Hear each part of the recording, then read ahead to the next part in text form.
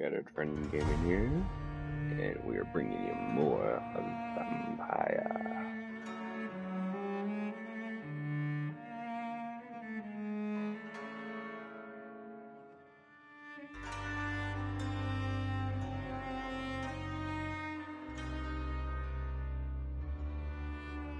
Give me 1 second, guys, just tweeting it out.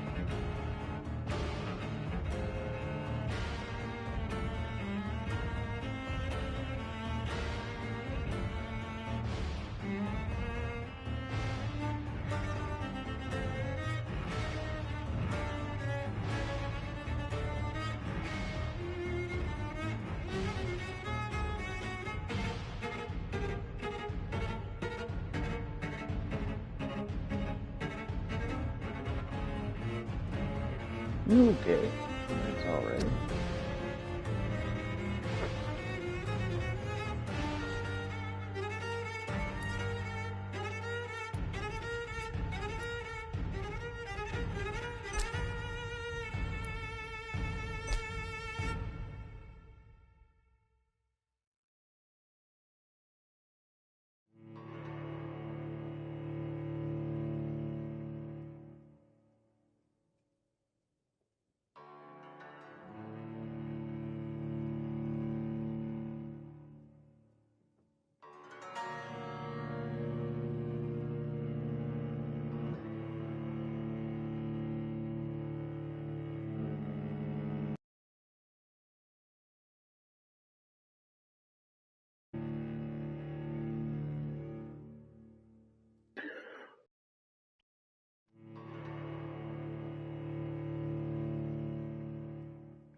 These infamously long loading screens.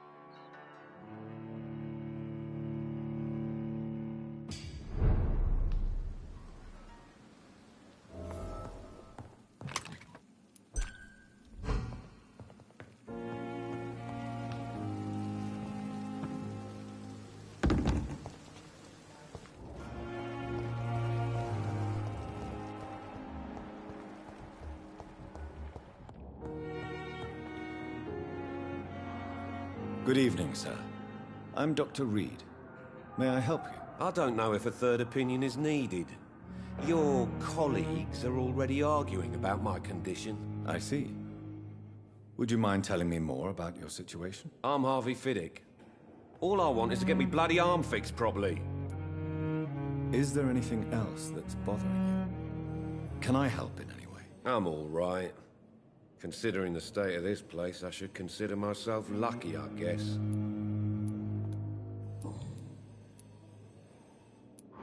Tell me about the doctors who are arguing about your case. Strickland and Aykroyd. They both want the best for me, but there's a lot of pride there. Doctors are no different from carpenters, it seems. What do you mean? I often had professional arguments with rivals on a building site. Difference is, I disagreed about wooden nails, not flesh and bones. Tell me about yourself, Mr. Fiddick. I'm just a regular guy waiting to get his arm fixed, so I can return to work and to my family. I was more curious about what you were doing before being hospitalized. I'm a carpenter, and a good one too. But that means I need both arms to feed my family, Dr. Reed. Are you satisfied with your treatment here? Well, it's clear that I've chosen a bad time to be injured. Forgive my bluntness, but you seem overwhelmed by cases of the flu. I won't lie to you about it. I'm afraid we are. Are you sure you don't want to operate yourself, Dr. Reed? I have the feeling you're very capable. And your colleagues seem to think so too. In other circumstances, you would be right. But for now, I don't think I can take on the responsibility. My apologies. And Goodbye everyone for now, has, like, Mr. Fiddick. I'll see you later. I will not let you down, my boy.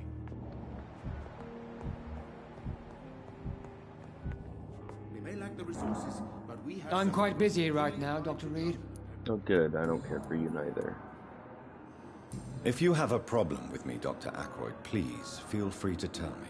Dr. Swansea has imposed your presence on this hospital without asking anyone's advice. The benefit of his position. But I don't agree with it. I know we've never met before, but I believe this hospital could use all the help it can get. You will agree with that, I'm sure. Oh, but I have heard about you, Dr. Reed. Of course, you can't say the same about me, since I have not wasted my time courting the press.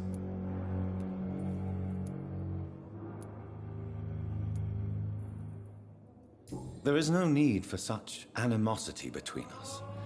Don't you think the epidemic is already enough to deal with? That is one point we could agree on. And that is precisely why I want to be sure that you will be of help to this hospital, instead of a burden. Since your tenure in this hospital is longer than mine, perhaps you can tell me more about this place. Let's just say I'm tired of the carelessness around me. I have always respected the skills of Dr. Swansea, but over time his enthusiasm has become displaced. Carelessness? Exactly what are you talking about? We're here to save lives. The people who trust us are not volunteering for experimentation. They're here to be healed. I don't intend to run any radical experiments, Doctor.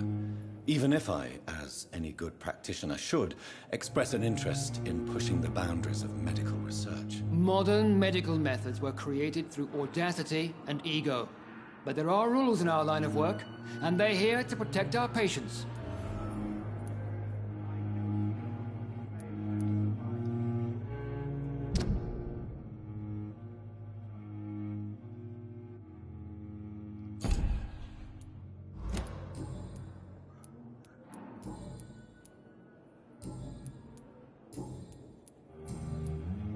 Thank you for your time. We'll talk later.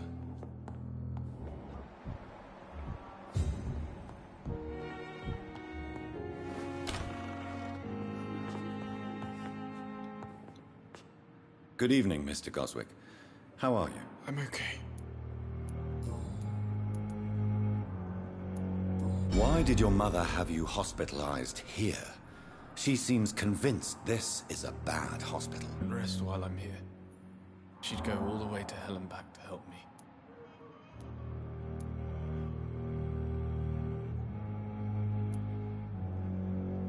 Is your mother bothering you? As your doctor, I can ask her to leave you alone if you would prefer. That's tempting, Doctor. But you have no idea what my mother is capable of. She would tie herself to my bed if you asked her to leave. Pembroke Hospital may look unorthodox, but rest assured, you're in good hands here. It's not me you have to convince, Dr. Reed. It's my mother. How painful is your throat, Mr. Goswick? So painful I'd rather not talk at all, Doctor. I'll let you get some rest, then. Good evening, sir. Doctor. Good evening, Doctor. How is my son doing?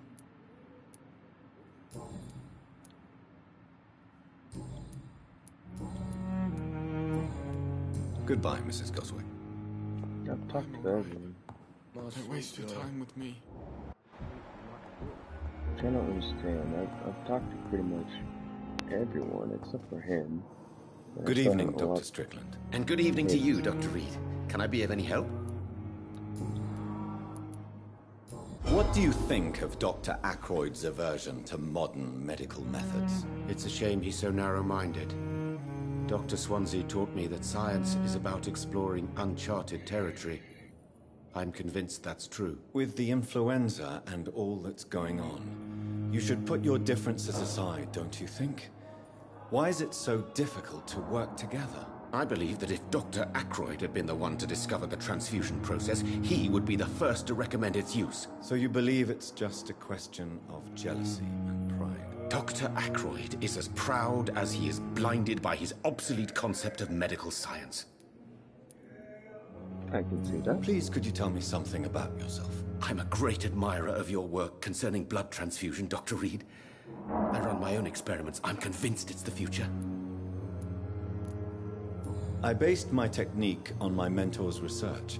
He helped me perfect my method. What is yours? I'd rather not talk about it. For now, it's just theories and first approach.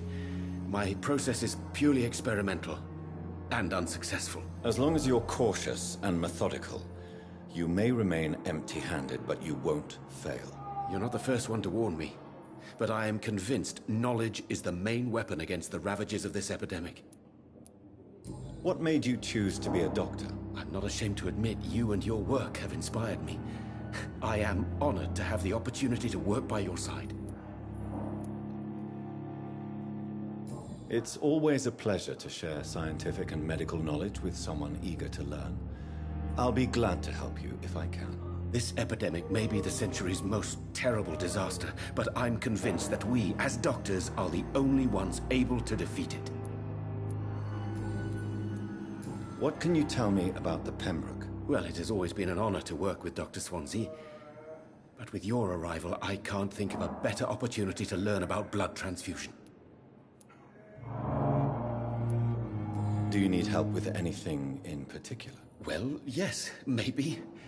I'm waiting for a batch of products I ordered for my personal research, yet my supplier seems to have vanished. Do you want me to play the errand boy for you? Oh no, Dr. Reed. But if you went personally to his shop, what with your reputation and all, he wouldn't dare to refuse the products I need. I see. Well, give me the address, for I may pass by if I have time. You seem quite optimistic. It's a rare and precious attitude in these difficult times. I'm convinced that this epidemic is a test of endurance and dedication for us men of science. Questions remain about our capacity to resolve the situation. True. Last summer, during the first wave of the epidemic, I used to joke with Milton about the extra work. We're not smiling now.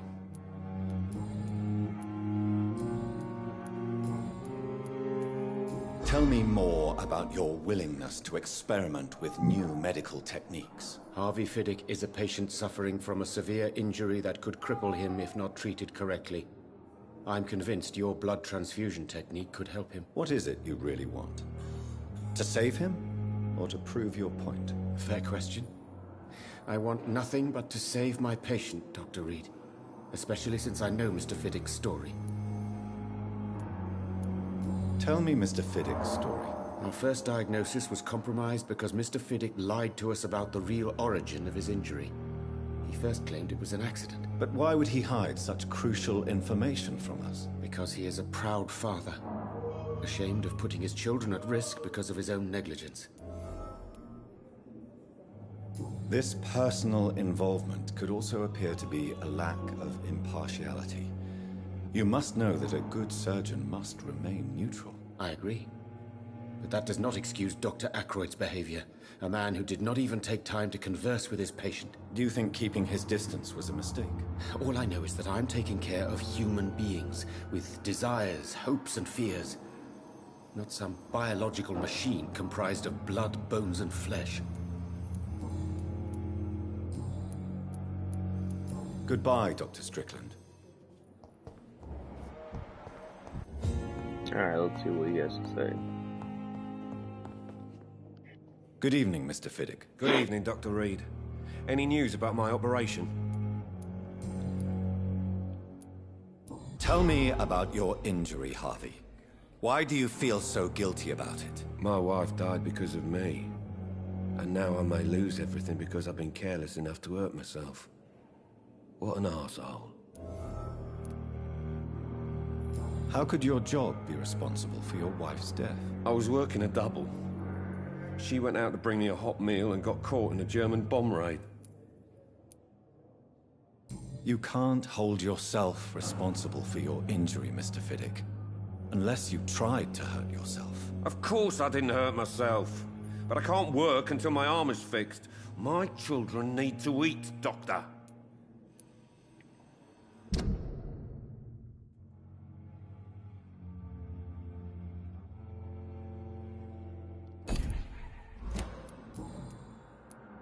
Tell me more about the death of your wife, Harvey. 1915. I was in the army, building workshops for the Royal Flying Corps. Helen was happy I wasn't sent to the front.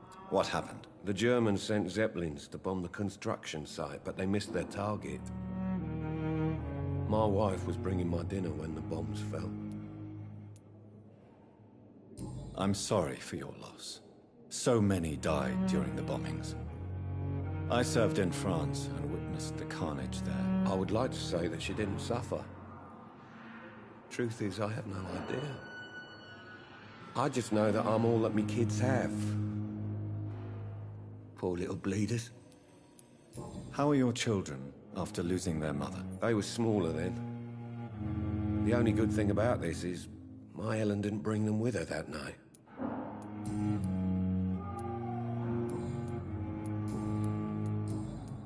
Goodbye for now, Mr. Fiddick. I'll see you later. I will not let you down, my boy.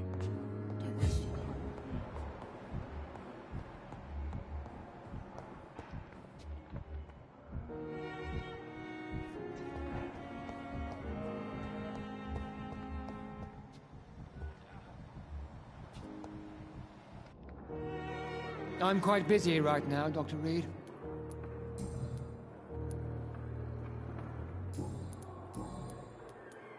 Tell me, Waverly, what do you think of Dr. Strickland's enthusiasm for his experimental research? Strickland is playing with his patients' lives for pride and glory.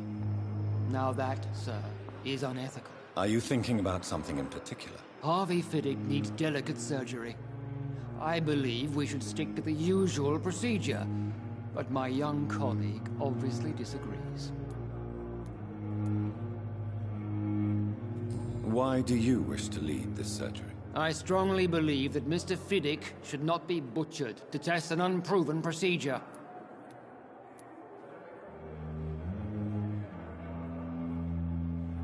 If you are going to lead this surgery, I'm trusting you to assume the consequences of your actions, whatever the result. I'm not the kind of man who runs away from his responsibilities, Dr. Reed. There is no need for you to be looking over my shoulder. And are you not afraid that your rivalry with Strickland may be blinding you? Rivalry? I guess you could call it that. But I will never be childish enough to let my personal feelings affect my judgment.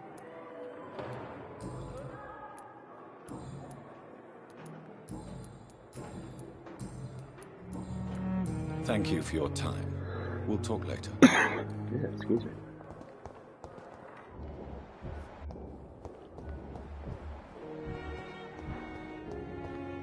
Fear and disgust on every... Those loading screens. So deliciously long.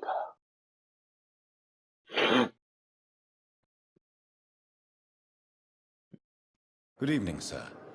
Can I help you? Unless you're here to fix my face. No. I don't think you can help me. I'm Dr. Reed. I've recently taken the position of head surgeon here. War injuries, am I right? You guessed right, Doctor. German shell took my pretty little mug right off. But they still call me Thomas Elwood. Soldier, do you need assistance? I'm fine. Just do something for this pain, will you? That's all I'm asking. How is your stay with us, Mr. Elwood? Oh, it's bliss. I just escaped death in the trenches to be surrounded again by the moans of the dying. Can I ask you precisely why you're a patient here? It's the pain, sir. The drugs don't work. It just hurts under the scars, if you get my drift. Who is treating you? Is someone in particular looking after your case? Nobody since the old and tired doctor spoke to me. Started to think I was forgotten about. Wouldn't blame you. You don't seem worried by that. My face hurts so much more when I smile or cry. I've learned it's easier not to speak. But be assured I'm smiling inside. Can I do anything for your pain? Nurses gave me a bunch of pills. No effect. Told you. It's like the flames are under my skin, burning away.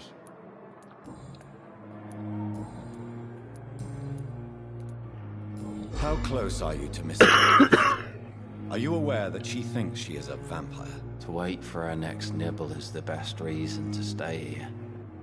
Every time she approaches my bed, she treats me like something tasty. A normal person. Aren't you afraid? She may hurt you if the game goes too far. She's quite harmless, I can assure you. Her head's broken inside is all. While I'm busted on the outside. But she's still beautiful. Living proof that there's hope for me.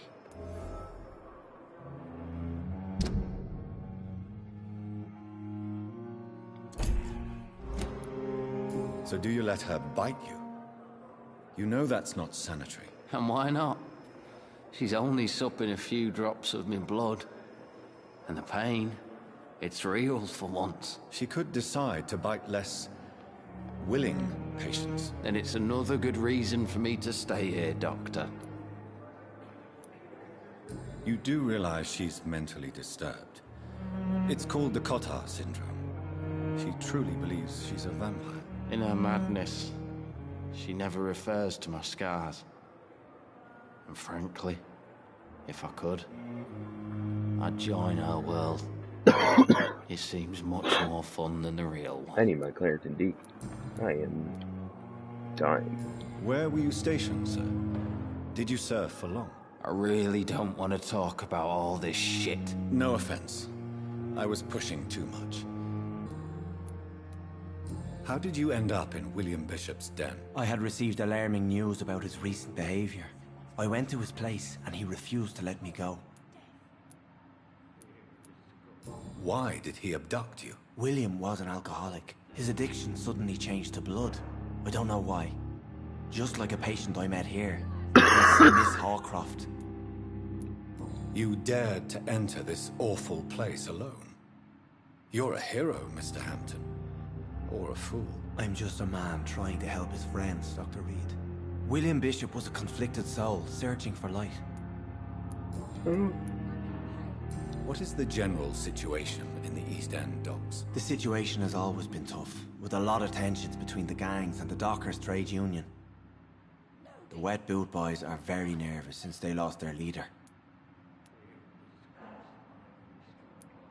Has the gang been threatening you? Ah, no. I've had this nickname for so long, you know, the sad saint of the East End. No one dares to bug a saint, not even criminals. Who leads the gang now? Since Clay Cox went missing, it's his wife Edwina who runs the show, with the assistance of her minion, Booth Digby. Do you know Tom Watts, the bartender from the Turtle? I met him before I found you in the canning factory. Tom? Yes, of course. Always the helping hand, good old Tom. Without men like him, corruption and despair would have wiped out the East End long ago. Who should I avoid in this part of town, then? Any particularly evil figures? Not really. Most men and women are just doing their best. And it's not my habit to speak ill of people I know, Doctor. People are still in despair. How could it be otherwise? The authorities have left us all to rot in this contagious nightmare. No drugs, no advice, nothing. It's a damn shame. Everything's a damn shame. What do you do for a living, Mr. Hampton? I can't help but notice the cross around your neck. I manage a night asylum for the poor and homeless of the docks. And I try to guide the lost and hesitant on the right path to our Lord. Are you a priest, Mr. Hampton? A deacon, maybe? Not at all, Doctor. I'm just a man of faith willing to preach the good word. Why didn't you use your cross against William Bishop? To repel him somehow? That's a very strange question, Doctor. A cross is no magical token, if that's what you were trying to say. Not mine, anyway. Have you made friends since you arrived? Not really, but I recognize Miss Harriet Jones. I knew her when she lived by the docks. That poor woman had such a miserable life. You never came to see her here at Pembroke? Receiving visits when sick can be an important part of the healing process, you know. We're not just bodies. You're preaching to the converted now, Doctor. To be truly honest, I thought she was dead. She left the docks many months ago. How do you feel, Mr. Hampton? Medically speaking, I mean. I feel exhausted. Beyond exhaustion, actually. William drank so much of my blood in his madness. I feel empty. You're in good hands here. Dr. Swansea is well versed in blood transfusion, and I'm sure he'll take the best care of you. Thank you, sir. I believe all I need is rest. And then I can go back to the people who need me. Goodbye, Mr. Hampton. We'll talk again later. Alright, let's go see what this old crow has to say. Nope, don't want to talk to me, eh?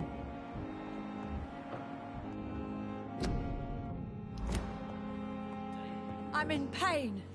I need my medication. Oh, ladies.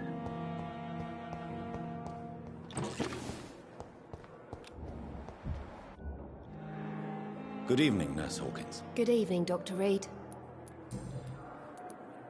Pepper, I know you're very close to Milton Hooks. Yes? Milton Hooks is my man.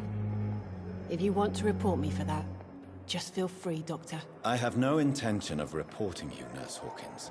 But are you aware of the risks? The rules say I won't be allowed to work as a nurse anymore. But here at the Pembroke, we break rules all the time. Is he worth the risk? Hey, I'm no perfect woman, and Milton is not the finest bloke. But we do our best to get by. That's all any of us can hope for nowadays.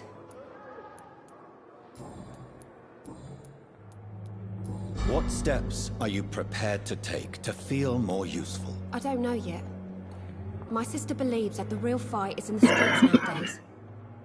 Maybe she's right. Maybe this is what I must do. If you feel that saving lives is not useful enough, perhaps it means that you've lost faith. On the contrary, my faith has never been stronger.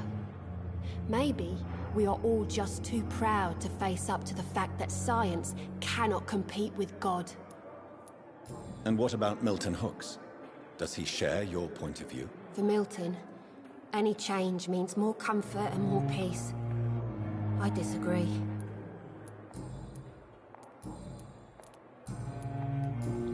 Got one more hit. Goodbye, Nurse Hawkins.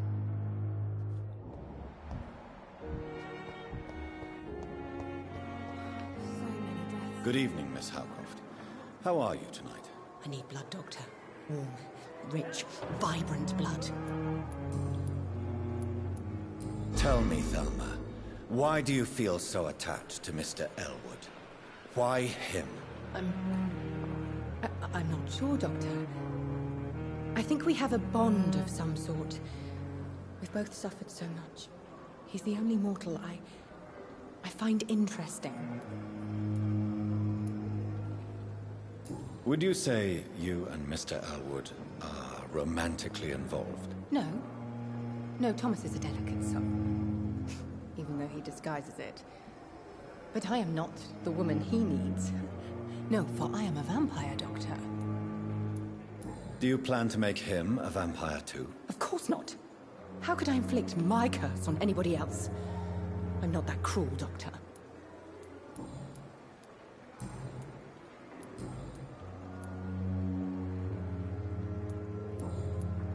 I'll leave you, Mistress of the Dark, to your nocturnal activities.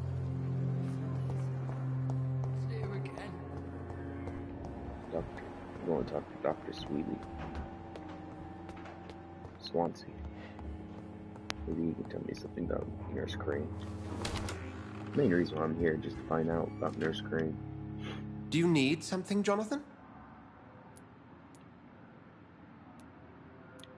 The matter of Lady Ashbury's blackmailer. Oh, I know too much about this matter already. I'm confident in trusting the interests and reputation of both the hospital and Our Lady into your able hands. I have met Lady Ashbury. She's a fascinating woman, wouldn't you agree?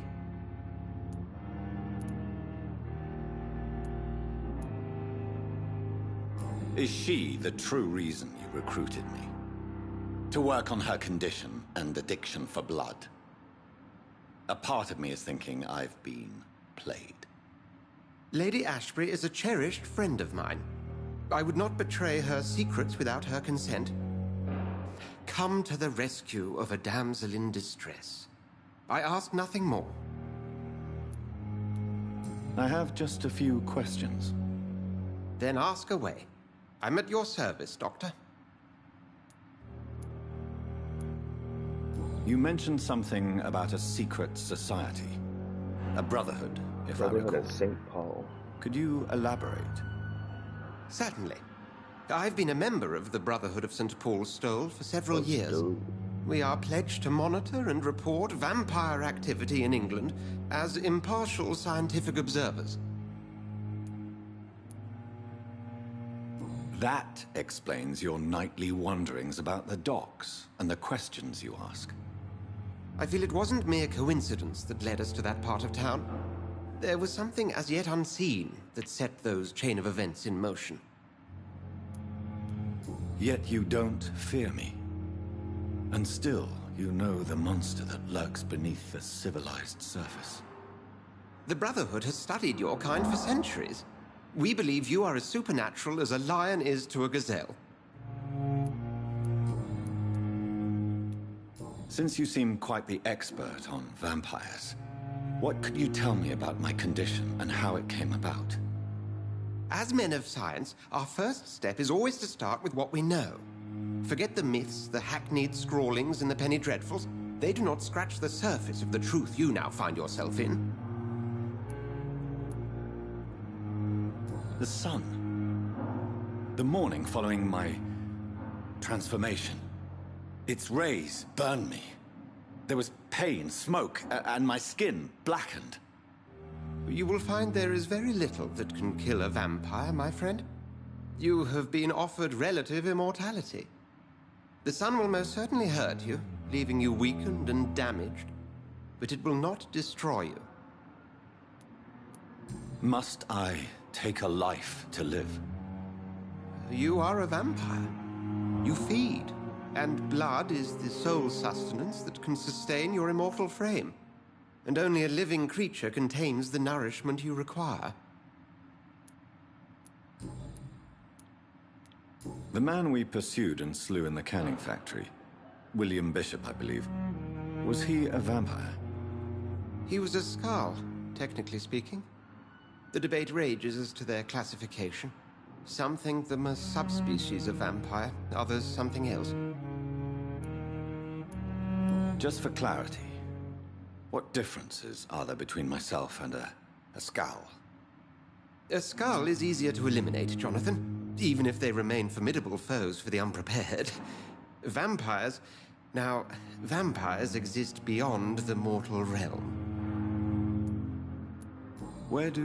How do Skalds come into existence? The name means slave. The etymology may indicate that they are a lesser species of vampire. From what I know, vampires tend to despise them. No, I mean, since I'm the one working for you, what should I know about Pembroke Hospital? Well, for many years, we have been the only medical facility in this part of town that people can rely on. We support the community here, as well as provide health care. Where do we stand today? Well, to be honest, we cope on a day-to-day basis. The first wave of the Spanish flu last summer took us by surprise. We lack many of the basic necessities needed.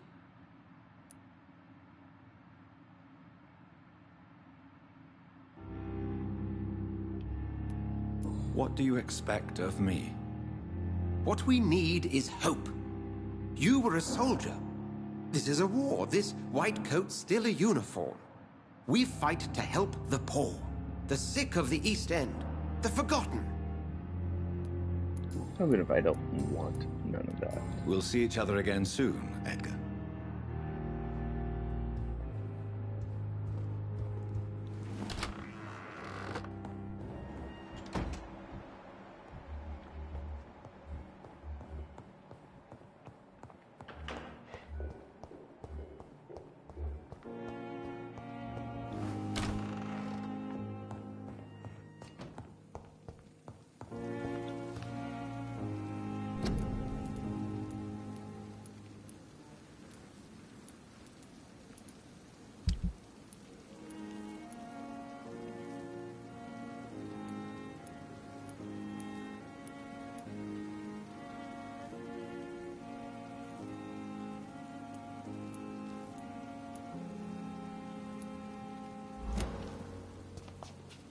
Alright, let's go do this real quick.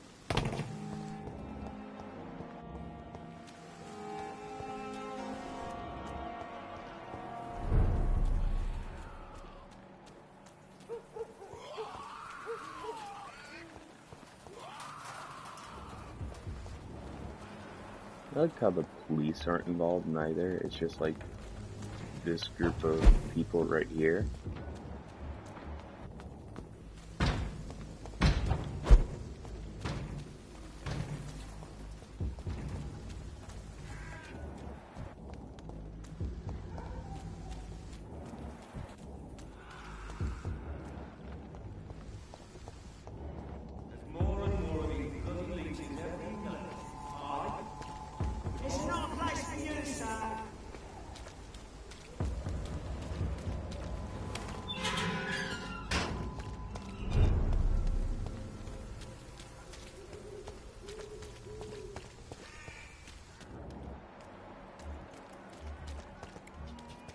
Talk to this unknown guy up here.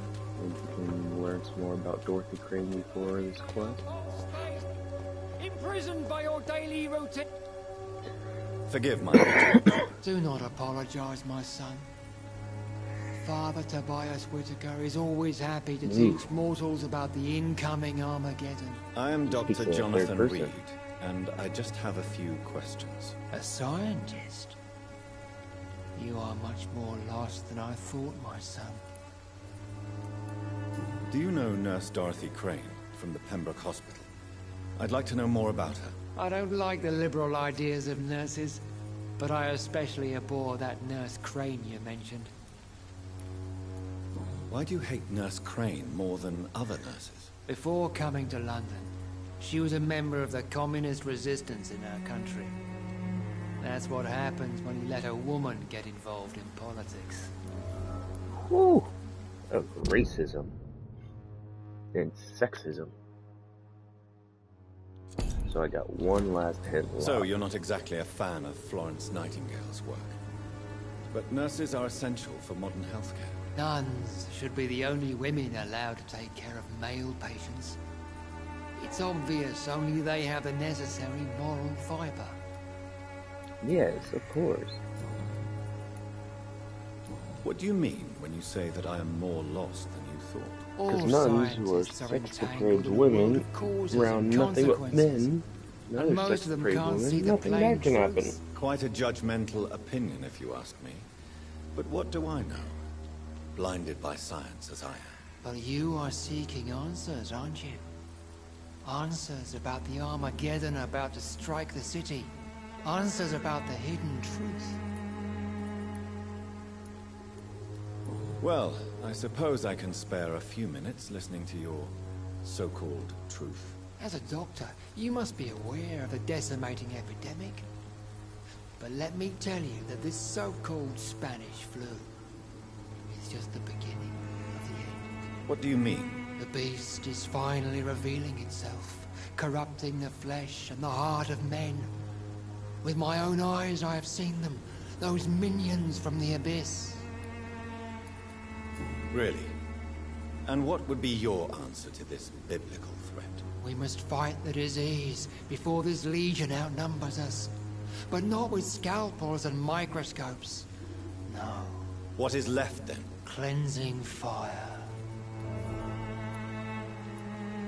Tell me, Tobias, what exactly is your plan concerning the cleansing of this city? God will recognize his own. More than once this city has risen from the ashes, hardened and purified by the flames.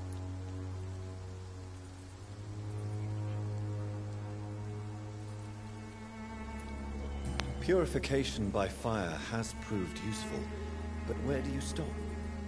Burn the clothes? The buildings? The corpses? Worse? Your lack of faith is predictable. But my task is to convince rational minds like yours to see the light. This is God's will. You're mad and dangerous. You're nothing but a soulless butcher. A small-time Torquemada. The Savonarola of Whitechapel. My son, if you think salvation is a free gift, go listen to the lies of that pompous fool, Joseph. Joseph, a fool? Vicar Larrabee of St. Mary's Church. While he continues preaching his fraudulent redemption, more and more people die in the streets. Have you any friends? Any family left in these terrible times? No. But I have a disciple I see as my son. He is so devoted. I sent him to preach the good word in the heart of this corrupted city. You sent him on some preaching crusade during the epidemic? As a true believer, Samuel will fear no evil while he walks through the valley of the shadow of death. Where did you send him? I sent Samuel to the Stonebridge Cemetery, where the pestilence and evil grows night after night.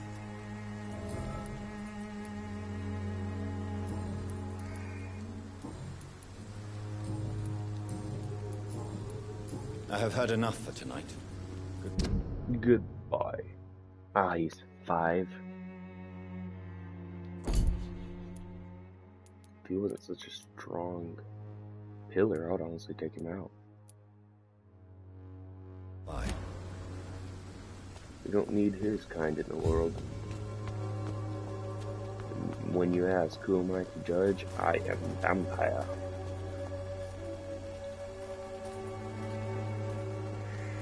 You again?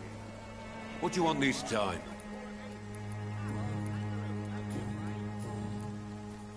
How did you become the local bully everyone is afraid of, Joe? There's no pride in roughing up poor bastards. But this is the only job I've found. And it pays well, too. A job? So you're racketeering for someone else? I got enlisted by the Wet Boot Boys, a gang from the docks. I'm their muscle for their dirty work. You survive at any cost, even at the expense of others. Perhaps that's just the law of nature. I don't care what you think, sir.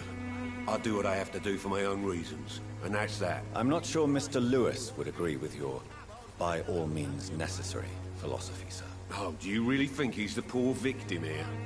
Barrett can be as sneaky as anyone. Long ago, I even called the bastard my best friend.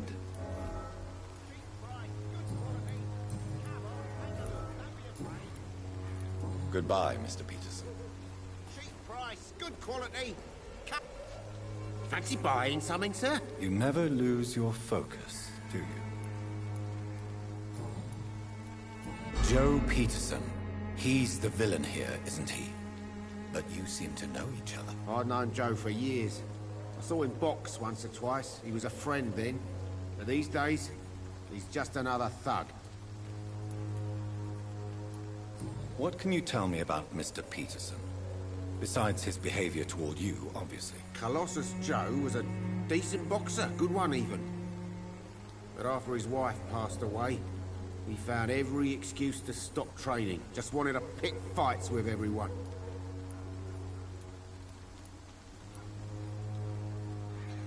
Without making excuses for him, it's safe to say that despair can poison even the sanest mind. We've all had some rough times, ain't we? But most of us don't use our fists to see us through. And no one has ever stood up to this thug. Nobody would be fool enough to stand against a wet boot boy. Goodbye for now, Mr. Lewis. Where is Joe? We'll talk to him about losing his wife. You again? What do you want this time? Personal, nope. Life, nope. All Goodbye, right. Mr. Peterson.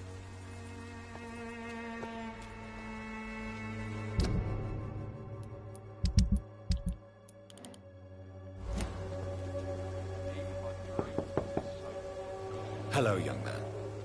I'm Dr. Reed, and I would like to ask you a few He's not even questions. looking at him. May I enter, please? Sorry, no, sir. My father does not like people entering our house, you see. Your father is worried about you, boy. He asked me to look for you. So my father actually worries about me then? Okay then. Come on in. I'm Harry, by the way. Who the hell is Harry? Is there only pain and suffering in this world? Oh. So, may I ask you a few questions? I'm not bothered. What could be worse? Do you know Nurse Dorothy Crane from the Pembroke Hospital? I'd like to know more about her. Yes, I know her. She came here to examine me when I was very sick. She said I should go out more.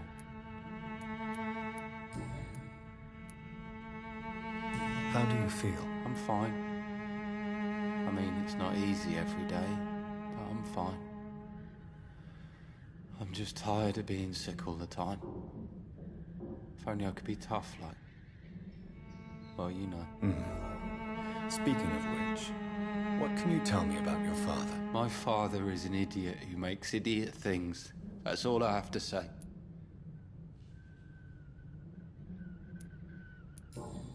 Do you need any medical help, young man? Yes, I do.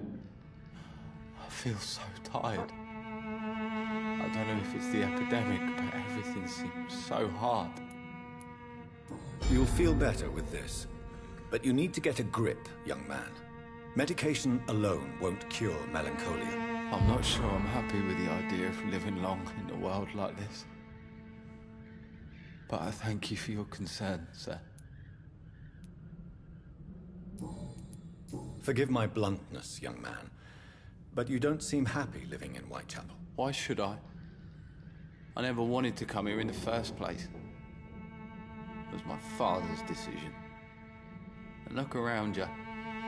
Does this look like a nice place to live?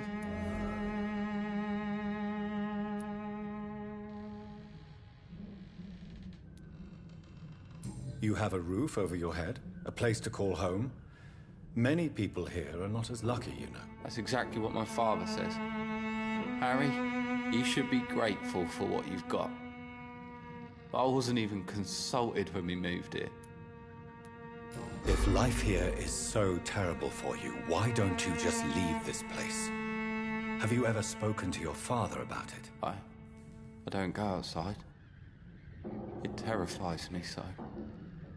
I went outside once without my father noticing and I saw terrible things. Bloody and frightening things. So that's why you stay at home all day? For fear of the epidemic? I'm not afraid of disease or death, Dr. Reed. It's the living I'm afraid of.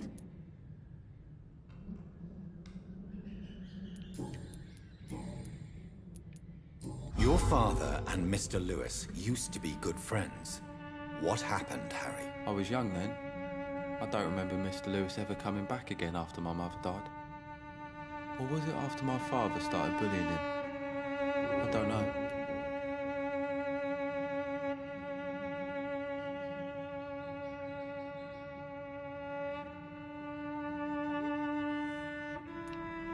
Have you tried speaking to Mr. Lewis about it? I don't go out often, but yes. And he scolded me and told me to leave him alone. I guess my father frightens him too much.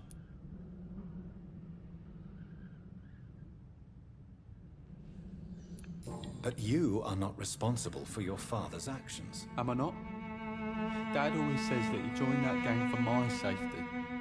So if I wasn't born, people wouldn't be worrying about Colossus Joe.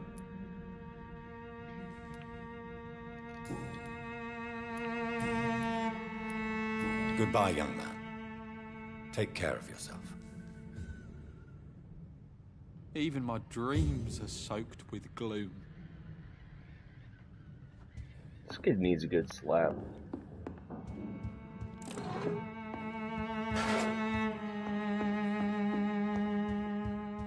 I'm just gonna loot your house, hope you don't mind.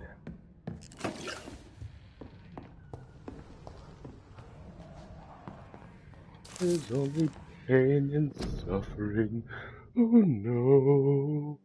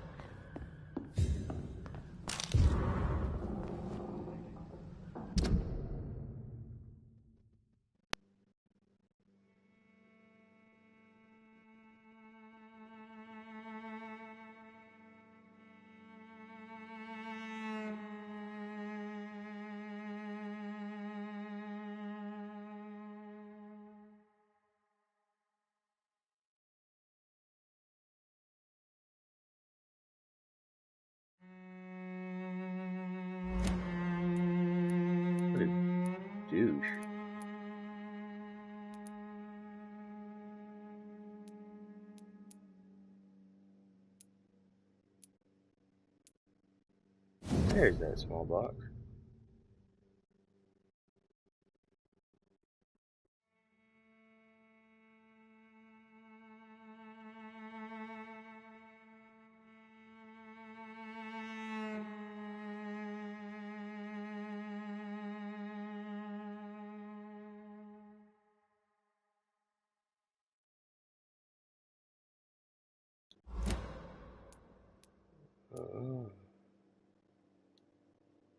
A love letter from Joe Peterson's wife, addressed to Barrett Lewis. Who should I give it to, I wonder? I gave it to the merchant. Even my dreams are soaked with glue. I thought you said blue at first.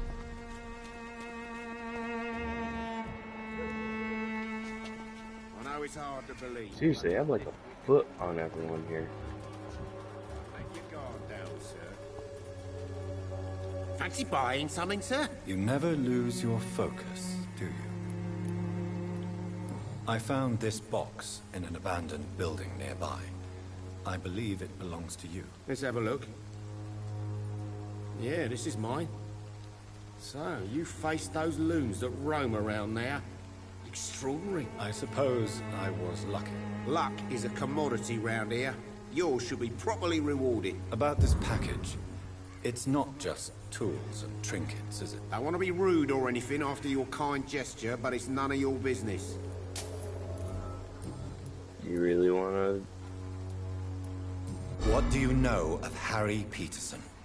The boy seems so fragile. Not like his father at all. Harry's a good boy, but he spends most of his time complaining. He's had it tough, all right, but he needs to grow a pair. What troubles him exactly? Well, despite being his father's son, almost everything, I think. He never wanted to come to Whitechapel in the first place. Hates this place more than most of us. Barrett, you had an affair with Joe's wife, didn't you? Yeah, I did. She's the only woman I loved. My first regret is that she stayed with Joe after Harry was born. The second is I never shed a tear when she died. Do you mean you're Harry's father? No one will ever know for sure. And it's better that way. And I don't believe I'd have been all that bad as a dad. Did you ever try talking to Joe? Never. But I suspected he knew everything, even without knowing it. And he decided to make me pay in his own way.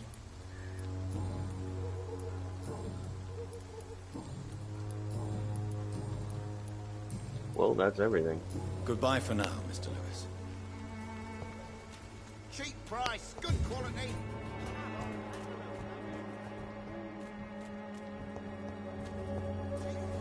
Now I need to find a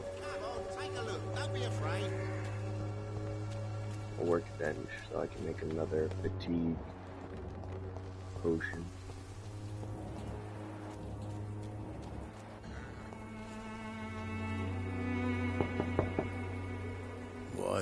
What do you want? Leave me alone. Good evening, sir. I'm Dr. Reed. I'm looking for Nurse Dorothy Crane. There is no Dorothy Crane here. Now, goodbye. I'm afraid this medical leaflet says the opposite, sir. Really? Well, I'm afraid I'm going to close this door right now. Go bother someone else, Mr. Doctor. To enter that house, I must discover who this man really is. Bronchitis. Maybe I could start by observing what he's up to.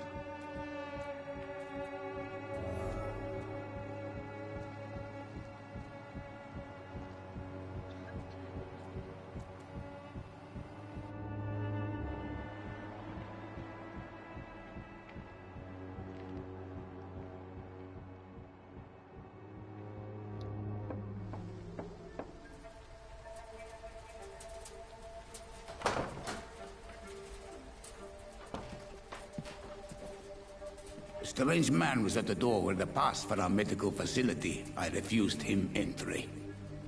Darius, how could you know he didn't need our help? His clothes were too finely tailored to be from Whitechapel. Perhaps just a friend of that stray poet who is always about. Richard Nithercott? No, not of the same cloth, this man. I suspect some machination from that journalist. Clayton Darby. Is he still asking questions? Yes. I saw him drifting around St. Mary's Church. I swear he is tracking me just downwind.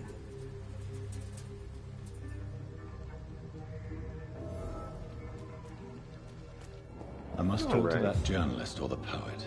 They must know about Darius. Nearby the church they just mentioned. Who's this lady?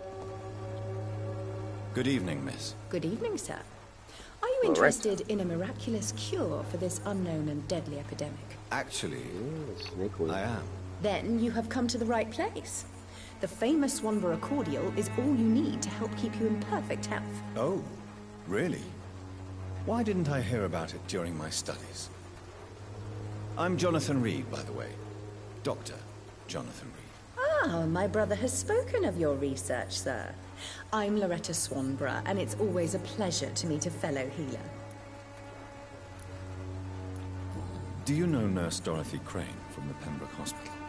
I'd like to know more about her. I don't like to talk about competition. Competition, you say? Never met her, but it seems she provides some sort of medical care to the poor. The whole thing has to be some sort of scam, if you ask me. You look ill, Miss Swanborough. I wonder if your concoction will do the trick. I'm perfectly fine, thanks to my miraculous elixir. You, on the other hand, look pale and tired, Doctor. You're not wrong. What's your level 3? Dang it. Tell me, who intrigues you most in Whitechapel? The region itself is something to see, but I would say Camellia the mute florist who gives away her flowers. Is there anyone I should avoid? Cadogan Bates, without a doubt. The bloody bastard remorselessly exploits poor migrants as soon as they get here. What do you think of the locals? Most of them are afraid or desperate. They all come to me eventually for my remedy. Goodbye, Miss Swanborough. Perhaps we'll talk again. The Swanborough cordial can be the answer to all your problems. As long as you have the money. If I could get some work, everything. Get some blood splatter.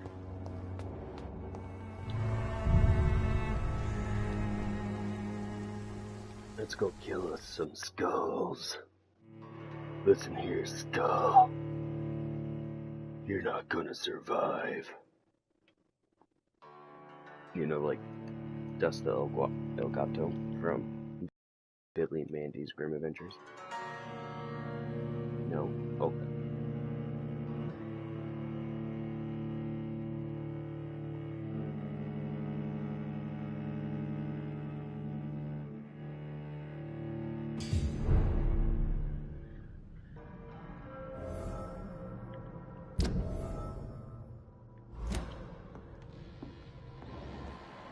Ooh, there's a lot of blood in here.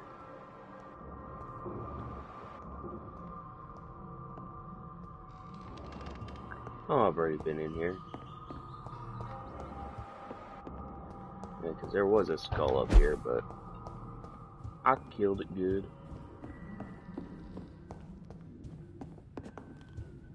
Make ourselves another fatigue concoction.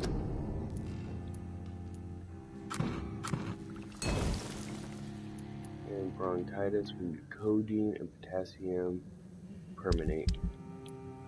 Can I get that if I break down anything here?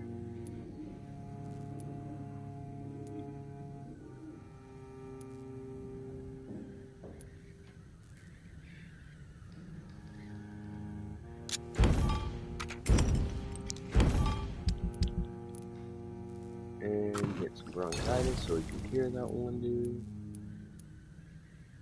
That's everything I know.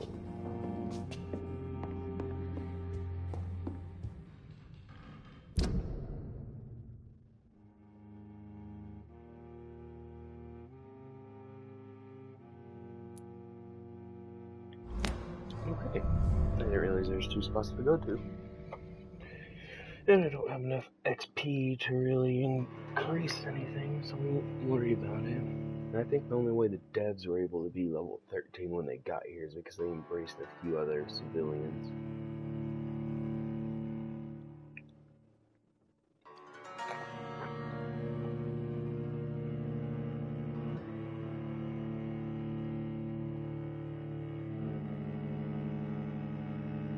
Well, they still haven't responded to me.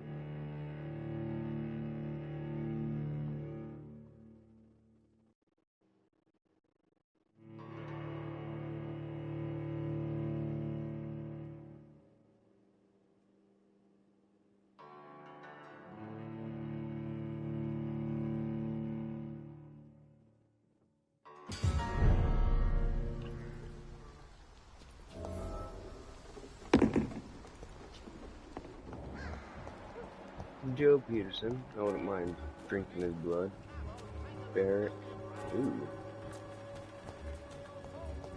Imprisoned by your daily routine. Excuse me, sir. Are you familiar with this part of town? Name's Clayton Darby, reporter. Sorry, I'm new to Whitechapel. But perhaps you could help me since you're a journalist. My name is Jonathan Reed. Dr. Reed, a surgeon. I'll gladly help if I'm able, sir.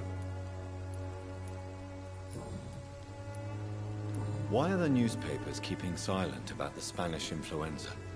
It's as though none of you care. There's a war going on. People shouldn't be demoralized by news of deadly diseases. I served in France. Our top priority must be to put an end to this butchery. This war must stop now. Sir, streets are a battlefield too. An invisible and untold war is going on, and it must be stopped. Have you any idea of the danger you face in these streets at night? I've had to run and hide more than once from frenzied mobs incensed by the fever. Do you think the flu is really responsible for this, Doctor?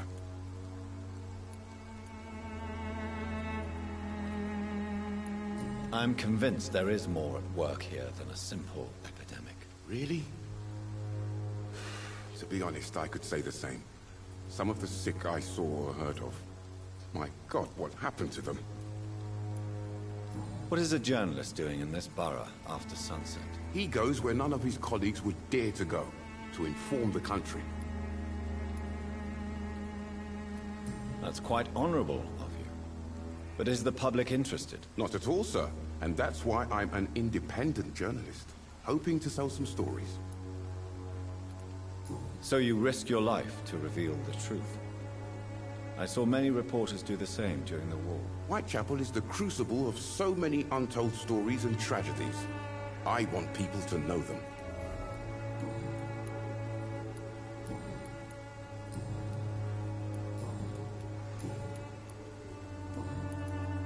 I heard you're investigating an underground medical dispensary in Whitechapel. What do you know about it? Not much, I'm afraid. They are wary of strangers, and I'm not really an acquaintance of theirs. Why do you care?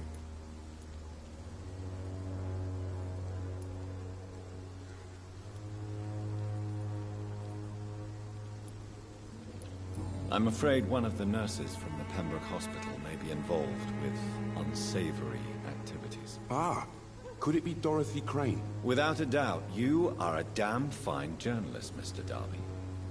What do you know of her accomplice, a man named Darius? I don't know much about the man. He's very cautious, never goes out, doesn't seem to have any friends or family. He has no relatives at all? No, except for that strange man, a poet named Richard Nethercott, who sometimes comes by. Darius would never let him in. Where can I find this Mr. Nethercott? He spends most of his time lurking around Whitechapel, talking to himself or declaring verses. These days, you can usually find him behind the church. He never goes out? No. A few days ago, he unexpectedly did. I followed him, but it was just a ruse to keep me away from his house. Really? How do you know? He went to the nearest mailbox, but just before posting his letter, he ripped it up and threw it away.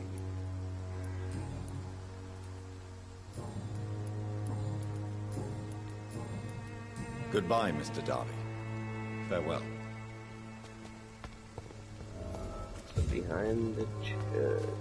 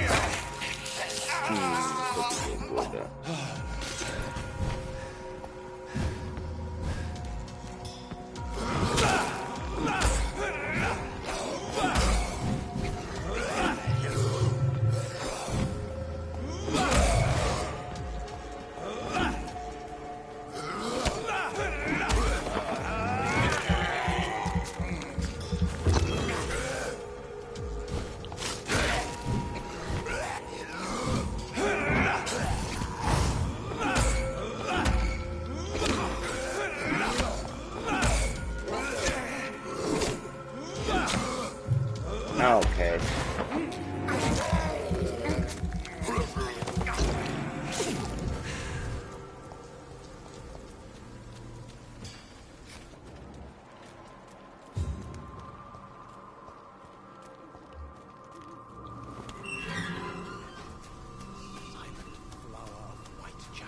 An angel. Good evening, sir. I'm Dr. Reed. I would Seriously, like I'm to like ask you a few taller than questions. every Please be my single guest. person here. Although I may not be the best informant regarding this part of town, my words speak about that which the eyes cannot see. Really? Are you an artist of some kind? I'm a poet, sir. Richard Nethercott, at your service. May I ask what you're doing at this hour of night, sir? Do you live here? Not at all. I'm just enjoying the pleasure of a quiet walk. Though night talks are always preferable, if you ask me. Especially with strangers. But are you not afraid of the epidemic? Oh, why should I? I see some equity in the Spanish flu. No flesh should be saved, say the scriptures. Good or evil, rich or poor, all are equal in the eyes of the flu. If you say so. I thought you were going to go with the rhyme too. But as a physician in a time of epidemic, I must caution you to avoid unnecessary exposure, sir. Thank you, Doctor. But we both know the seeker of truth has to go boldly where the weak dare not. And you are weak. What are your thoughts on the terrible situation in this city? Terrible, you say? No. Of course, the death of so many innocents is a tragedy. But the scourge has not been all bad for the city. Oh, no, sir. What are you talking about? Do you remember London before the flu? Noisy, cacophonic, quiet nowhere to be found. And now, listen to this oddly peaceful silence.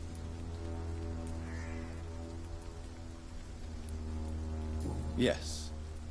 The enjoyable silence of the grave. You have a unique perspective on the situation, I must admit. Most people fail to understand my perspective. I don't blame them. But how could I call myself a poet if I veiled my feelings?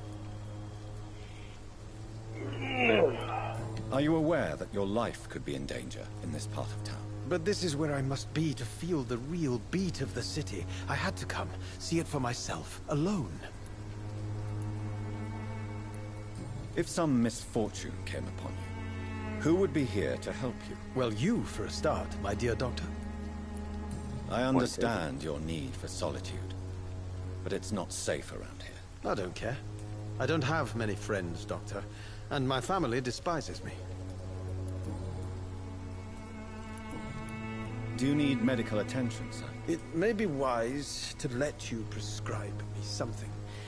I don't feel like I should.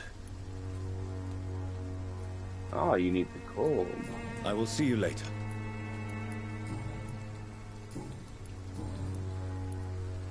Tell me, Mr. Nethercott, why seek inspiration in Whitechapel? The place is not beautiful per se, but how to explain it? Stirring and challenging. In what way, exactly? The struggle by gaslight, the barren smiles and the arid hunger under the rain. If you say so. Such vibrant antagonism and vivid paradox. The stripped humanity raged across each street. Vivid, of course, yes. And what about the poignant distress? Oh yes, the poignant distress. You see what I mean, don't you? That's what I want to write about, and that's what Whitechapel is made of. Do you not think it a little morbid? On the contrary, sir. Whitechapel is full of life, full of beauty. Just like my dear muse, the wonderful Camellia. What can you tell me about Camellia? Not much. And that's the beauty of it. She can't speak, you know. She's a locked mystery who exhales kindness and sweetness. Perhaps you're just afraid to find out the truth about your muse.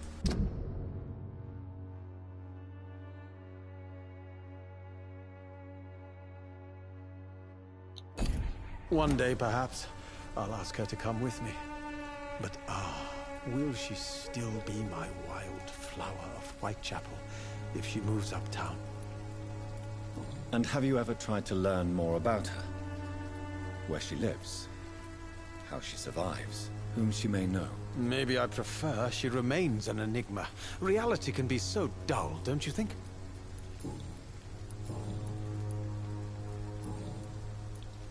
May I ask you a few questions about the district? Extraordinary part of town, is it not? I'll be glad to help you, if I can. I'm looking for Dorothy Crane, a nurse who lives in this vicinity. Dorothy Crane. Oh, I love the name. The Crane of Whitechapel. Sounds very mysterious. But, sorry, no, never heard of her. What can you tell me about an old man called Darius? Darius Petrescu? Yes, I know him. At first, I thought he was only a small publisher. I invited him to publish my work, but his reaction was pretty clear. Not interested in your talent? Darius is an old political activist who takes delight in printing tracts and lampoons. Those communist activities only require mediocre writing skills.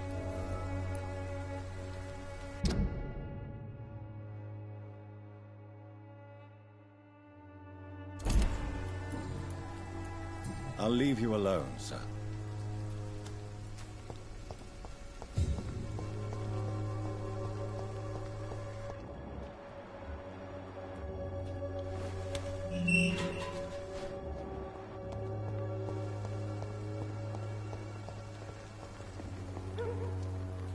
Good evening, miss.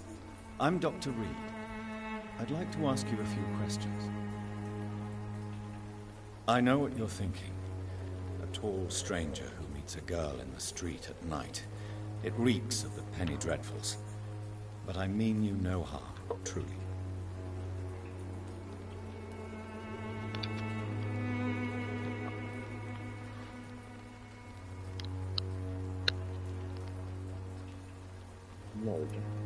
I know you understand what I'm saying. Your silence has nothing to do with you being mute, does it? Tell me about Richard Nethercott. I understand he is quite fond of you, Camellia. Very well. Goodbye then.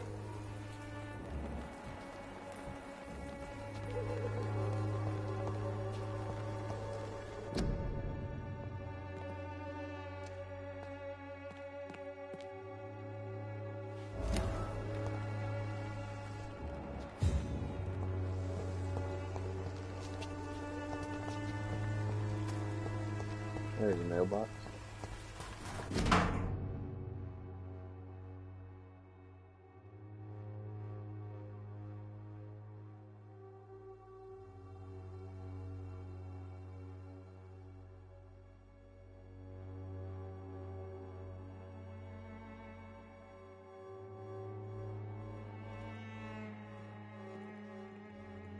The content of Darius' letter to his children could give me more leverage to enter.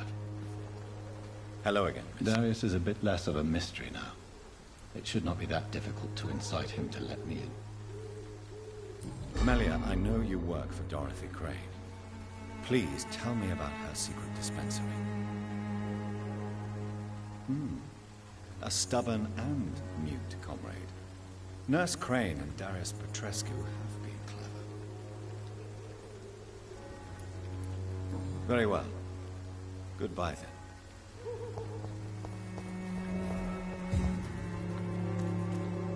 And I still do not have all the hints unlocked about Dorothy.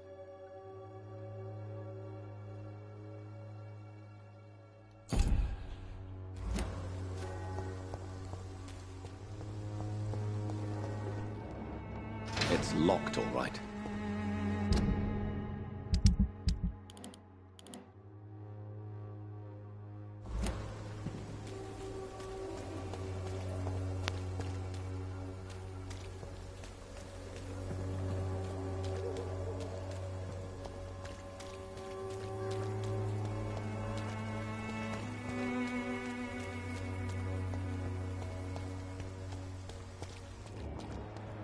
We have someone unknown right here. Don't be shy, handsome. What can Christina do for you? I'm not looking for what you're selling. But I'd like to ask you a few questions, if I may. I'm a doctor. Dr. Reed. All right then, but be quick. Though I usually get paid when I open my mouth. Do you know Nurse Dorothy Crane from the Pembroke Hospital? Anything you can tell me about her would be helpful. I don't know her, but I know her name is Dorothea Crăciunescu. She came from Romania like me and many others. You seem to respect her. Dorothea helps the sick people of Whitechapel. Everyone should respect that. Tell me about yourself. Are you joking with me? People don't usually come to see me for conversation. I have no interest in your work. I am, however, curious as to what led you into this career. Short story. The war, exile, and England. This country is not especially welcoming. I've been refused many jobs because of where I am from. I had few options left.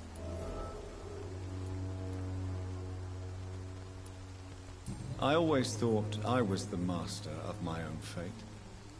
But now I know we don't always have control over our lives. I don't judge you. You know, this money is not only for me. I have good reasons to need this money quickly. But it is not your concern, Doctor.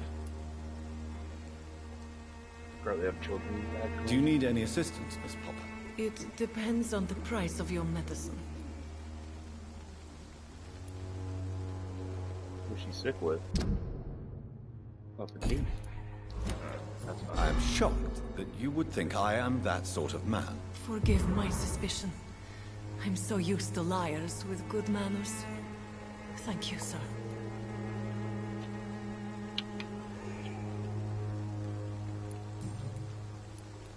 Clayton Darby claims he will expose the crisis in Whitechapel to all of London.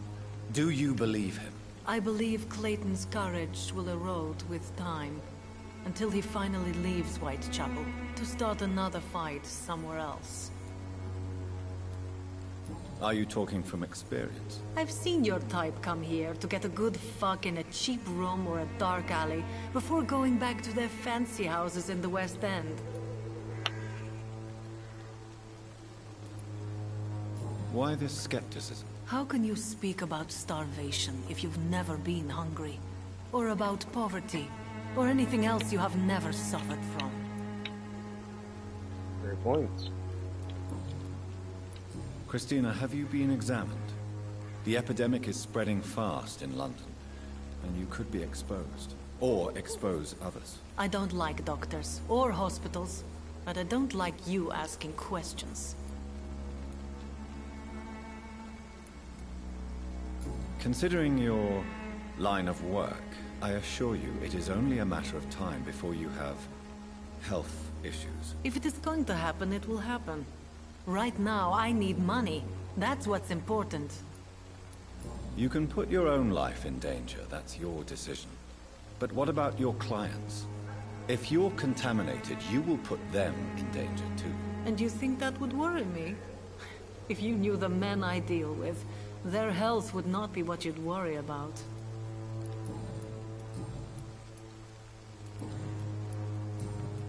Goodbye, miss. Take care of yourself as best you can.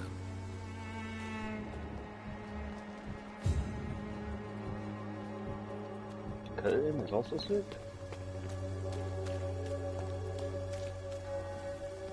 Good evening, Doctor. Can I help you? Do you need assistance? That would be nice of you, Doctor. Who knows what I may have caught you in my investigation. What? I thought I will see you later. Goodbye, Mr. Darby. Farewell. Alright, where... Go over here. I'll make a treatment for cold. See, everyone that so far I've been talking to, they all been playing the game kind of the same. They just want to be the murderers and just destroy everything. I want to take a different approach. I mean, it's kind of one thing to want to do something yourself, but when everyone wants to do it, then it's just like, meh.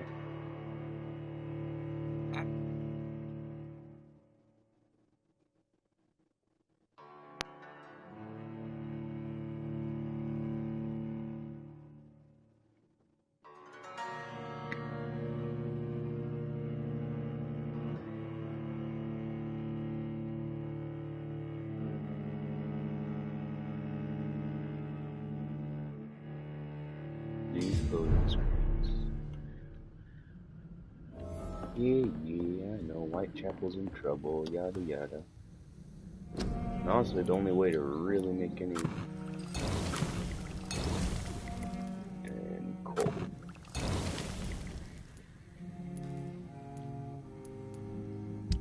Honestly, like I said, the only way it looks like it can really make anything right now, like any XP, is just by healing people. Which is kind of sad, because my memorized level is only level 1. I think the only way you upgrade it is by memorizing people.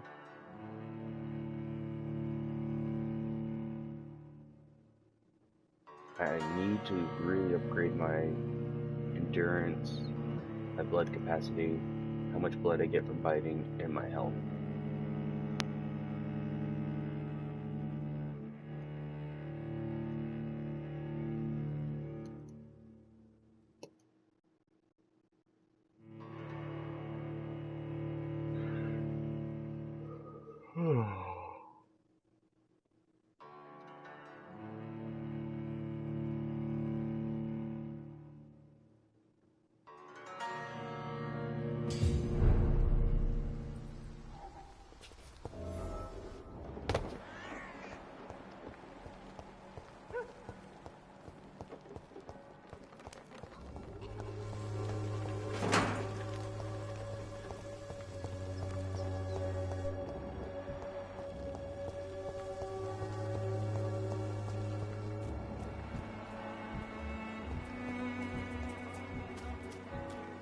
Recovering. We'll get the cold medicine. Right here, we can give him his medicine. Good evening, Doctor. Can I help you? Do you need assistance? That would be nice of you, Doctor.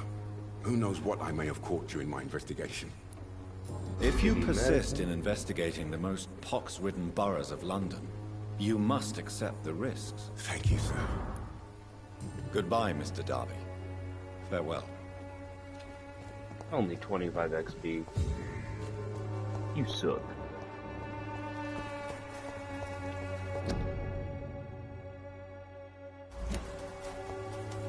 She hides them behind all the flowers.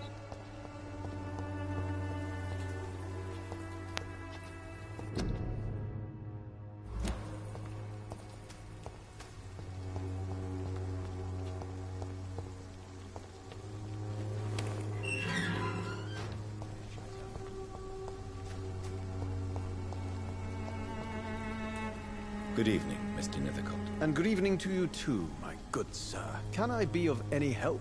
Do you need medical attention? It may be wise to let you prescribe me something. I don't feel like I should. I understand your appetite for words and macabre beauty, sir. But you should be more careful. The nutrition of my mind is more important than my physical health. But I appreciate your concern, sir. And that's I'll leave you alone, sir. Now let's go finish this quest, because I practically damn near talked to everyone in this borough.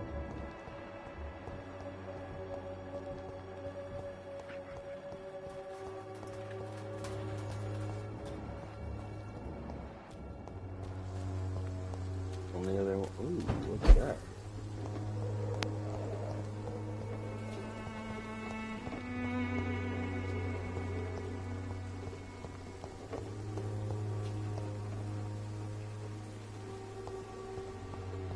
Why did it allow me to jump up here, but not give me anywhere else to go?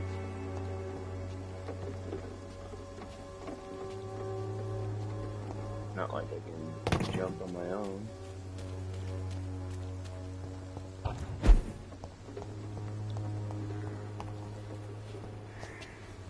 And it's not like they're giving me the option to jump anywhere over there, down there.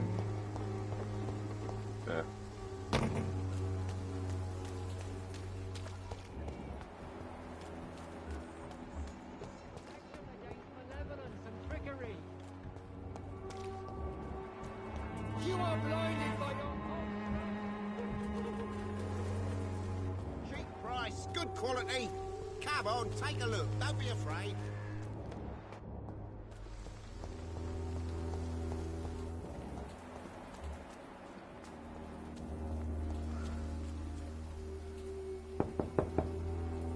Mr. Petrescu, just 1 minute, please. You again.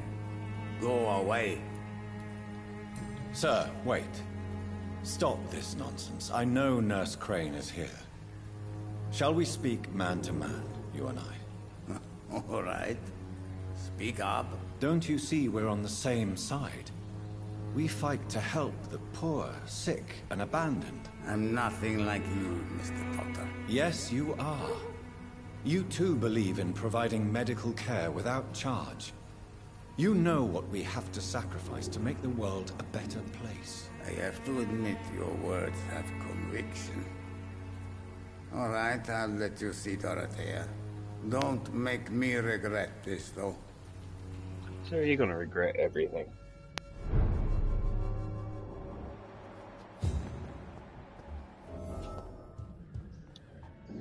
If you want to talk to Dorothea, you must go across the courtyard and take the stairs. We've not been formally introduced. May I ask your name and occupation, sir? I am Darius Petrescu. I'm here to keep snitches and spies away from Dorothea. And I also run this little print shop. Do you need some help, Mr. Petrescu? I am very tired, but that is all. I don't need you, Doctor. Well, I think you do.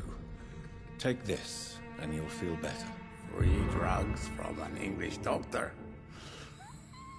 It must be my lucky day. How did you meet Nurse Crane, Darius? Why does she trust you? I'm her oldest friend in England.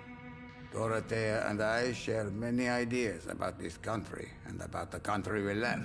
You mean occupied Romania, don't you? Even if not directly, I fought against your enemies. Really?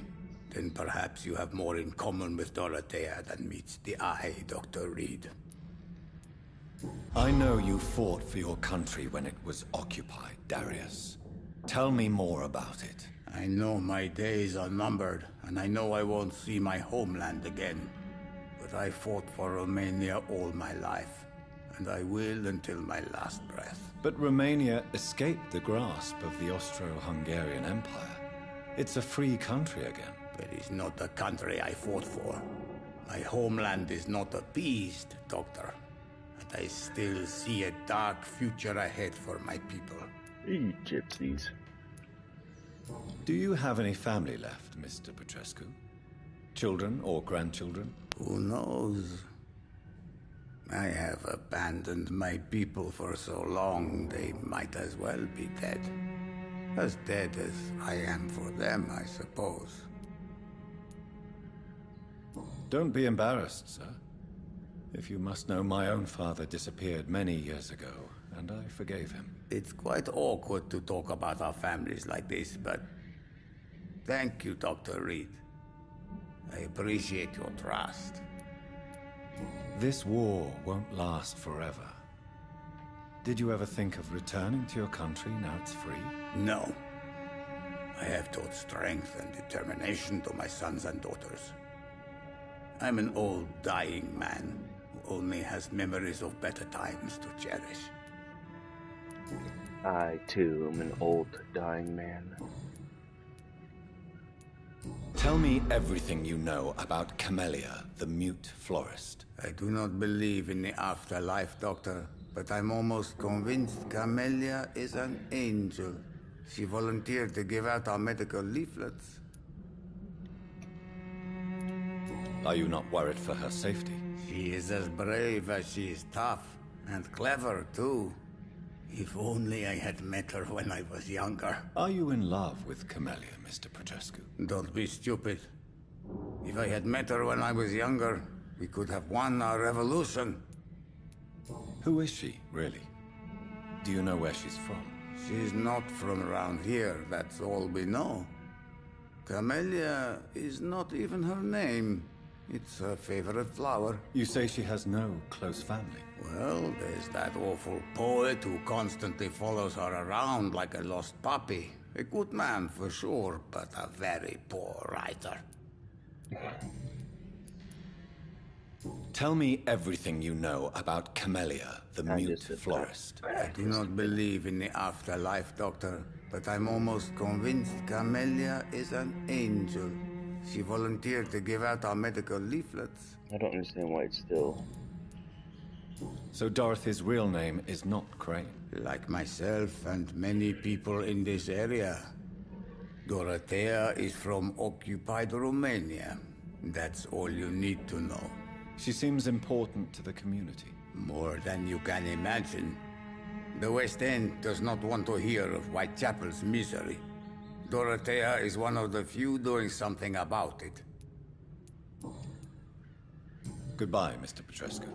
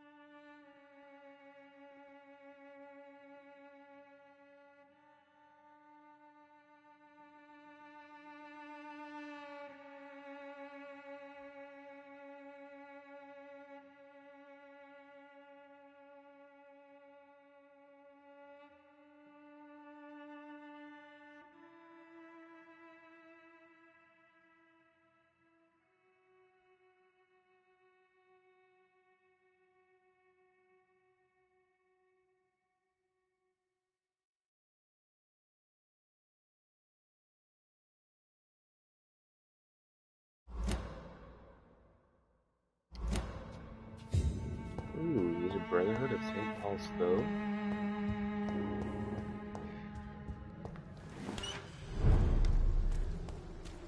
Let's unlock this door real quick. And let's go talk to what's-his-face. Amelia.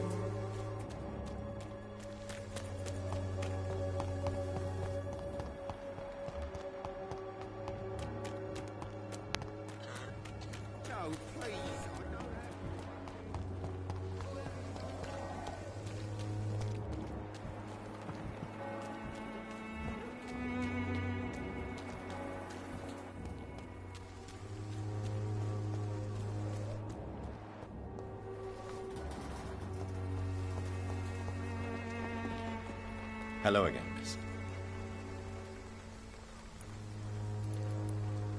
Very well. Goodbye, then. That was a waste of time. Alright, let's just talk to what's-her-face.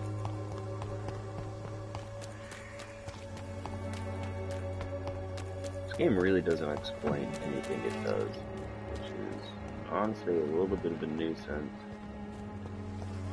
Like, even if they're like, okay, so like memorize, you increase because of this. Ooh, what did I do? I broke the game. Apparently if you run too fast into a district that needs to load, they'll just pause the game and load it for you. I think this is one of the few Unreal Engine 4 games, so...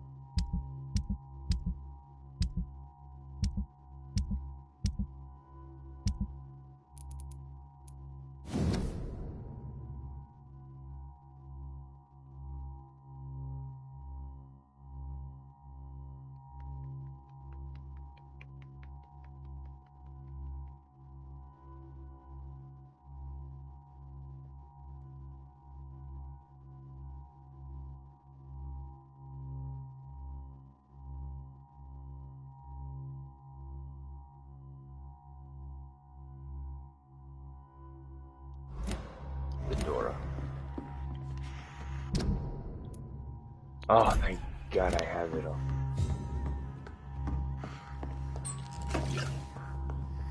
I need help! What do we have here, nurse? Patient Razvan Vasily. High fever running on 3 days.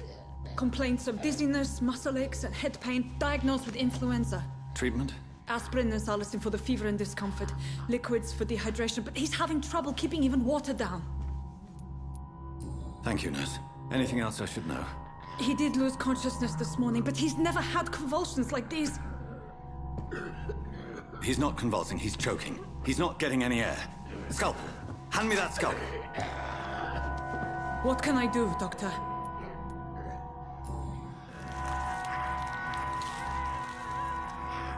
I need to perform a tracheostomy. Short pipe. That rubber tube will do. We're going to cut a passage for air through the neck. Yes, Doctor. He's breathing again, but he's coughing up blood. Internal hemorrhaging. I need to make another incision into the chest cavity to drain the fluids from the lung. Prepare another tube. A thoracostomy? Doctor, we've nothing to fight the infection. We need an aseptic environment. Right then, Nurse Crane. What do you suggest we do? I've no idea. I'm not the doctor. Time is of the essence. We need to perform a thoracic drain. Yes, Doctor.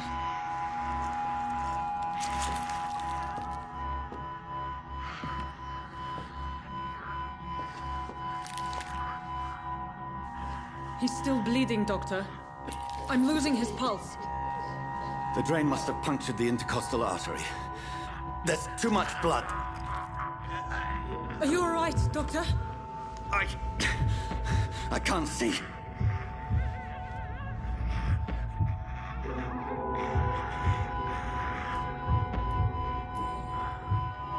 I must first suture the artery. Find the wound. The source of the blood. Needle and thread, Doctor. Good. The stitches are holding. How's he doing? We're losing him. We've lost his pulse. He's dying, Doctor!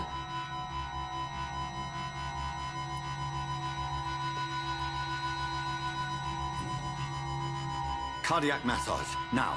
Cardiac... What? Are you making this up as you go along?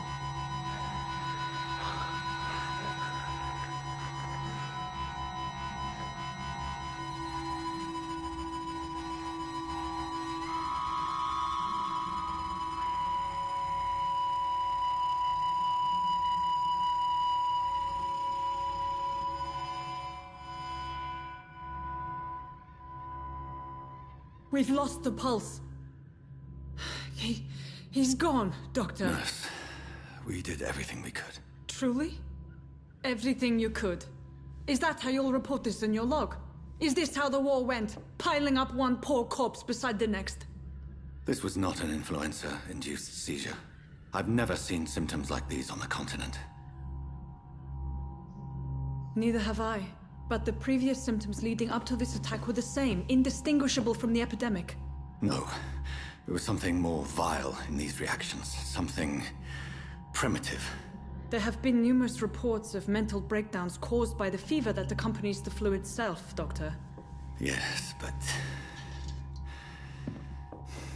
I'd best take some samples of the blood for analysis.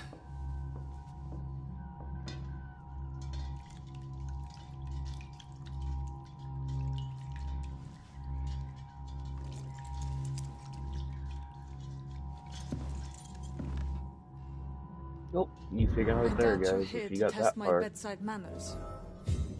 Oh, whoa. But, if you got that far, don't do the cardiac massage. To what do I owe this courtesy? I suspect it was more than intuition alone that led you to us. So, how might I be of service, Dr. Reed? I've come to put an end to this insufferable blackmailing, Dorothy. Doctor, you think your warnings scare me? I've stolen and plied, blackmailed and lied, but what else am I to do? I'm all these people have.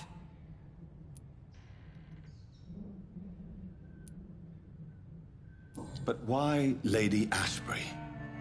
Why her, of all people? She's pristine and proper, all right. But that she-wolf in sheep's clothing murders the poor for sport. I have her where she belongs, and I'll milk her for all she's got. Dr. Swansea is a sensible and honest man. He wouldn't have refused your friend's care at Pembroke. It's easy for you to say, Doctor. These people cannot go to the police, nor to the hospital. They don't even speak English. They depend on me for everything. So, the end justifies the means. Is that your defense? I know you're kind, Doctor. Just another fine-heeled, silver-spooned gentleman who was given the world on a platter. You know nothing of poverty. Nothing of the shame, the hunger, the loneliness. You've convinced me of the sincerity of your actions and their noble justifications. But all the same, blackmail is a crime, and it will stop, Nurse Crane. So, are you going to turn me over to the authorities?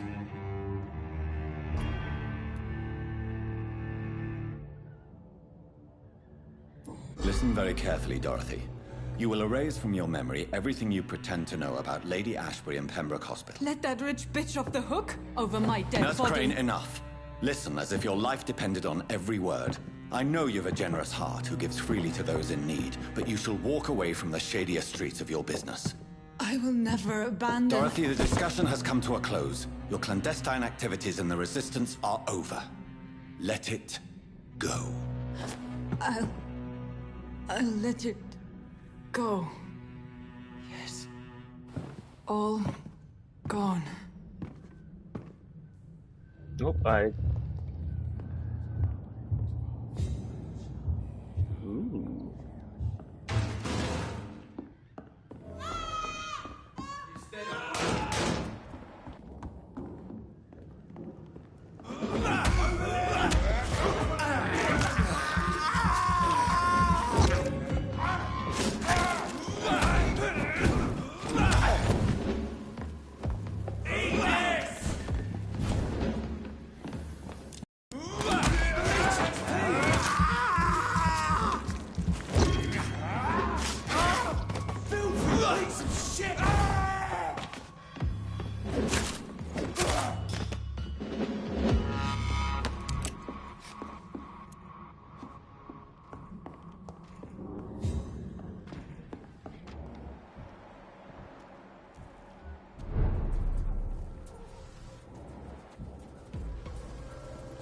It's one of them! Come out!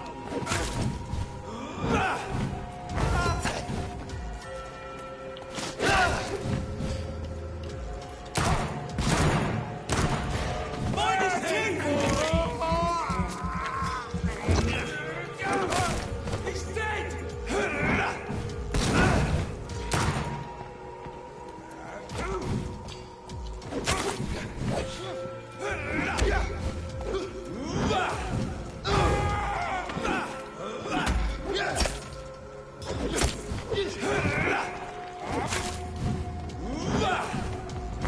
Bloody monster!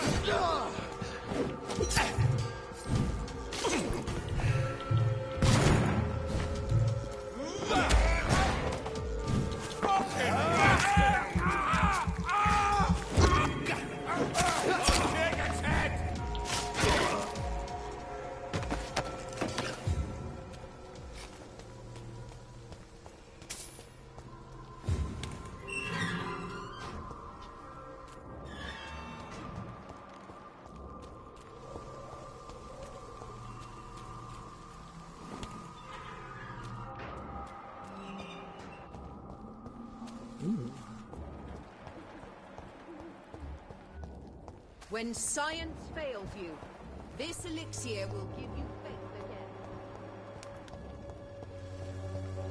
Wet Boots will be proud of me. Hope I have another. How are you, boy? I'm not your boy, all right? Now piss off. Do you need Albert, I'll assistance? mess Please. you up. Feeling tired these days. There you go. Let's hope nobody steals it from you. Very funny. Goodbye, young man.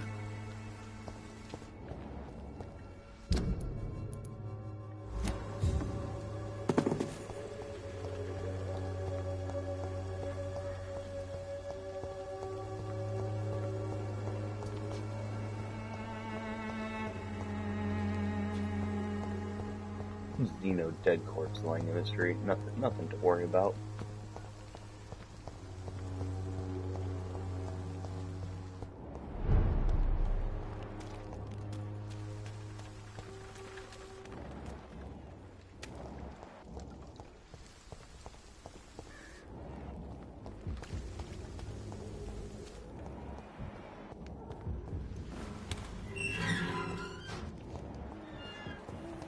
Human blood.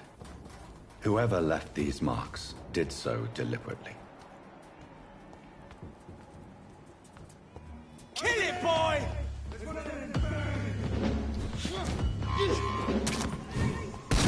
Cross the leech, boy! Stand! Die, Bernie!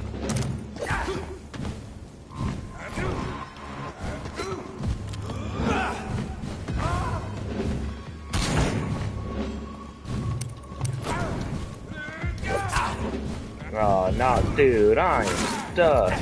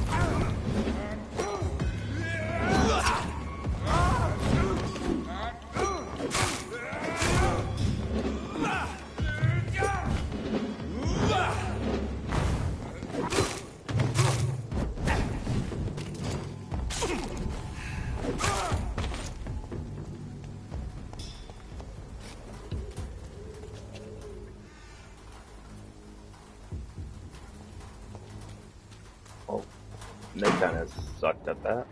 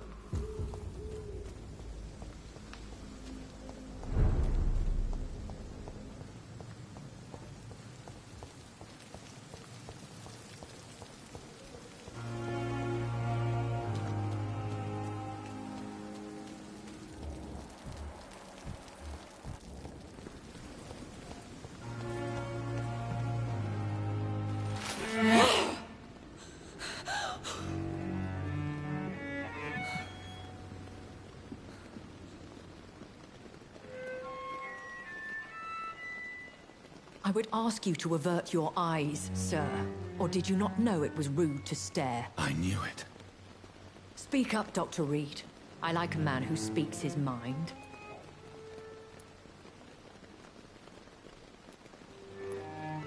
Hiding your true appetites behind a facade of compassion. Bravo. Very clever indeed. Spare me your sarcasm, Jonathan. You are but newly born in this world. No need to apologize, my lady. I know exactly what you endure. The situation is somewhat awkward nonetheless. I have not been observed sustaining myself for many decades. I have to say I'm a trifle embarrassed. Anyway, I have concluded my inquiries concerning your blackmailer. I see. Please excuse my agitated state. Under normal circumstances, I wouldn't let anyone see me in this condition. The case is closed, your ladyship. The person who took advantage of you has, shall we say, seen the error of her ways. So who was it? My lady, the blackmailer was dealt with using the utmost discretion. The culprit's identity is of no relevance. Thank you, Jonathan. That is exactly what I needed from you. You have proven your loyalty, so, as a friend, please accept this small token of my appreciation. Thank you, my lady. If you have an inclination to learn more about vampires or your current situation, I will be glad to aid you in your quest for knowledge.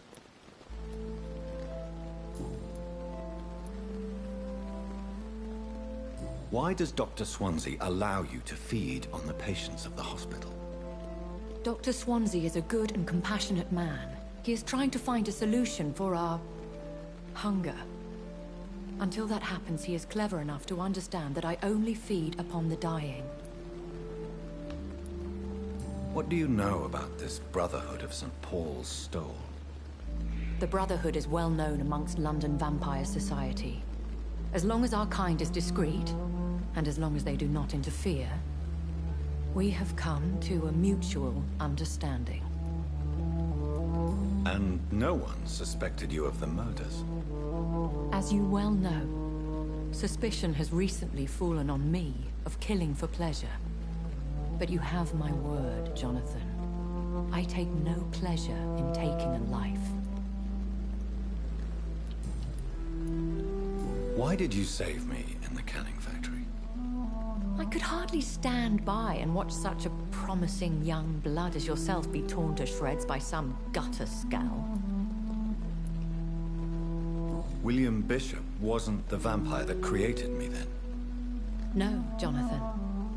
Whatever their strength and demeanor, Scowls are the progeny of careless vampires. It cannot be the other way round. What type of vampire is a Scowl? Not a true vampire. The deformed offspring of lesser vampires. It is a shame these creatures run wild, slaves to their baser instincts. I know this is beyond the pale, but may I inquire your age? Really? And I thought you were gentlemen. If you must know, I'm 27. I've been 27 for a long time now. and 27 I shall remain. And who bestowed upon you this eternal youth? My maker. He left this isle a long time ago. Very well. But I believe there is more to this than you are saying. A lady has to have some secrets.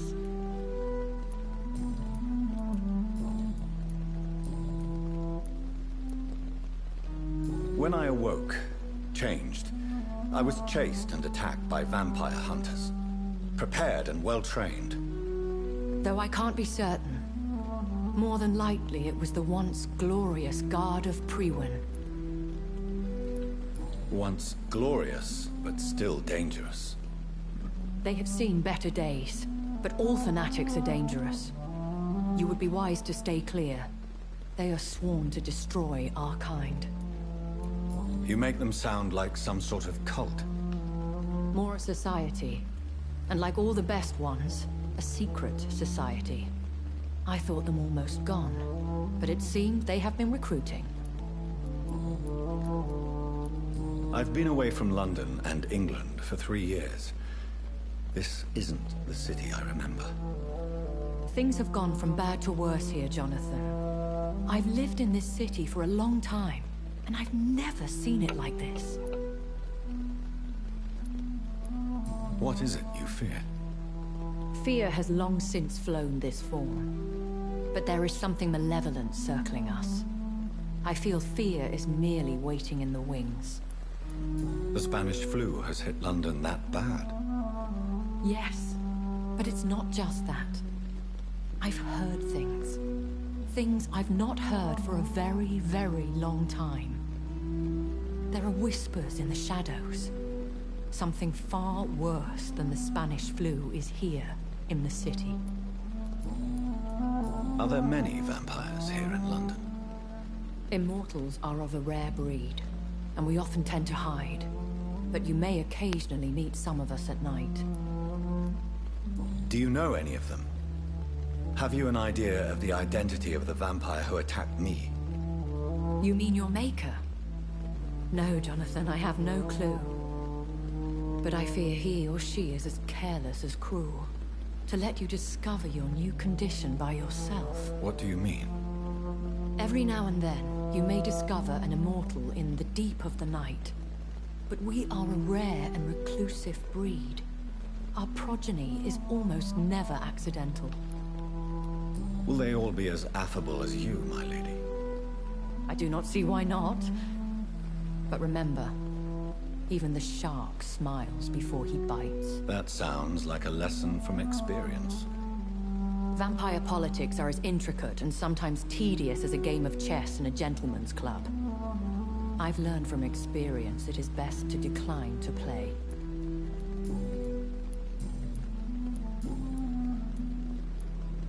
I don't understand.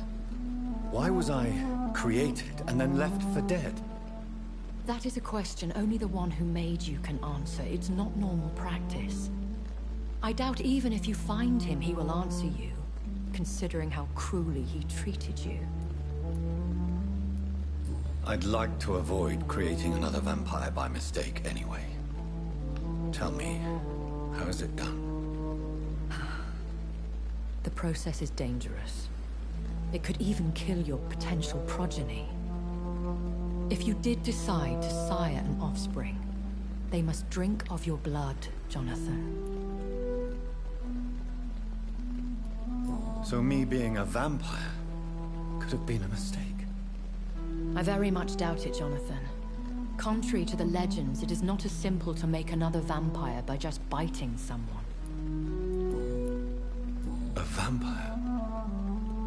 Is that what I am? What we are? Such a crude word, defined by penny dreadfuls and drunken hacks. No. You are now an Ekon, and that you shall remain. Are you an Ekon too? Yes, I am. We are the closest thing to what man refers to as vampires. Forget what you think you know about us. So we are Ekons. How can I identify us amongst other vampires?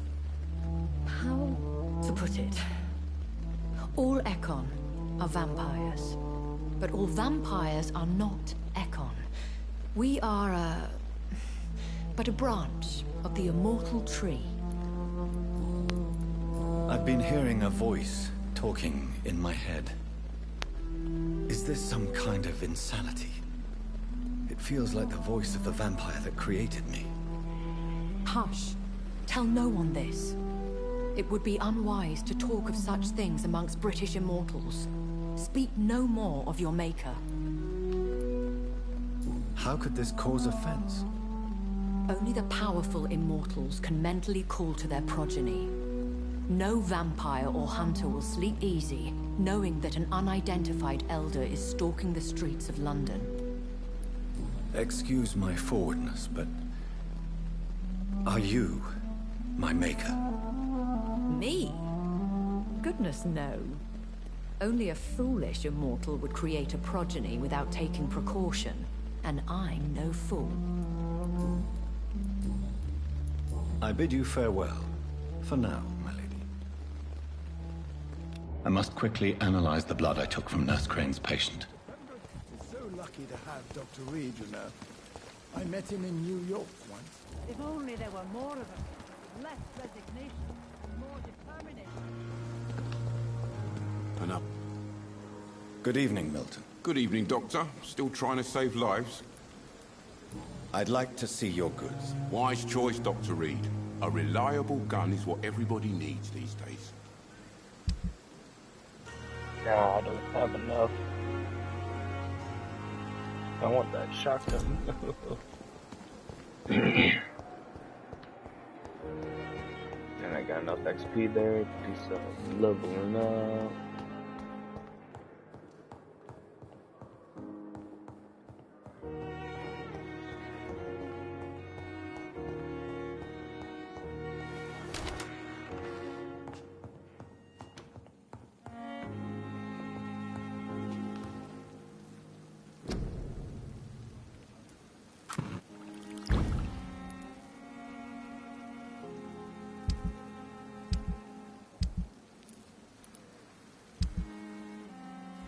Razvan Vasily was infected by Spanish flu, but also has the highly unstable blood of the Scowls. Is the London vampire epidemic transmitted through the flu?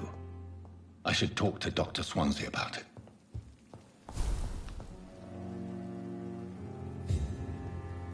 But first, we level up.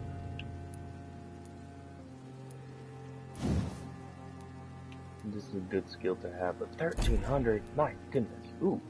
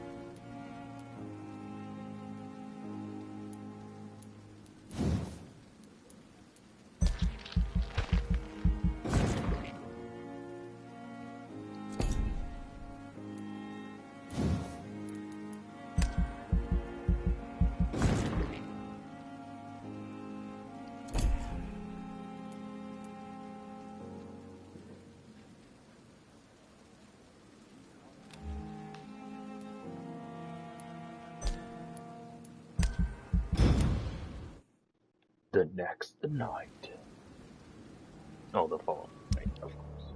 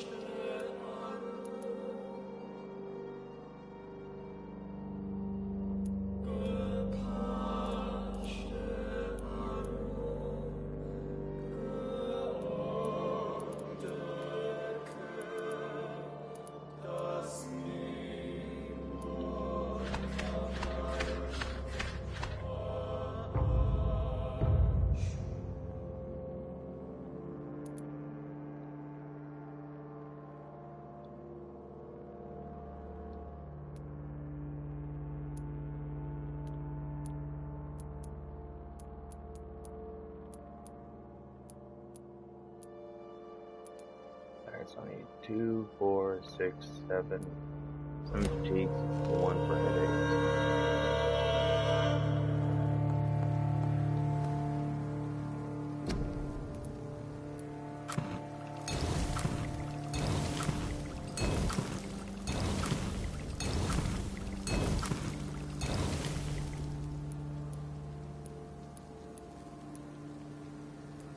Oh, that's right, I don't have any for headaches yet.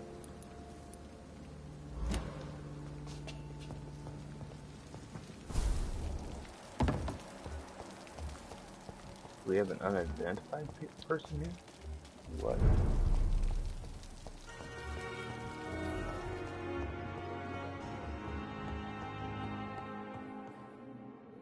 Good evening, Mr. Fiddick. Good evening, Dr. Reed. Any news about my operation? Yes, Is there anything else that's bothering you? Can I help in any way? Really? Why has no one else asked me that since I got here? I thought I was in a hospital. Unfortunately, you are not the only person who needs help. And complaining about it won't do you any good. Well, perhaps you're right, Dr. Reed. I'm sure if me missus was still alive, she wouldn't be happy with me going on like this. Goodbye for now, Mr. Fiddick. I'll see you later. You always knew the words to calm the children, Helen. As for me...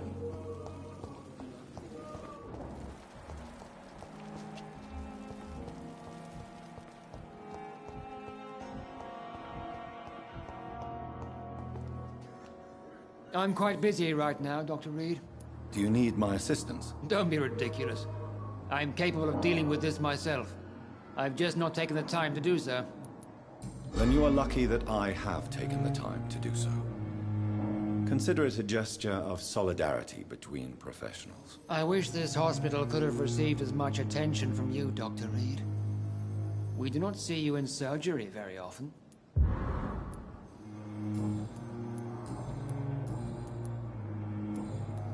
Thank you for your time. We'll talk later.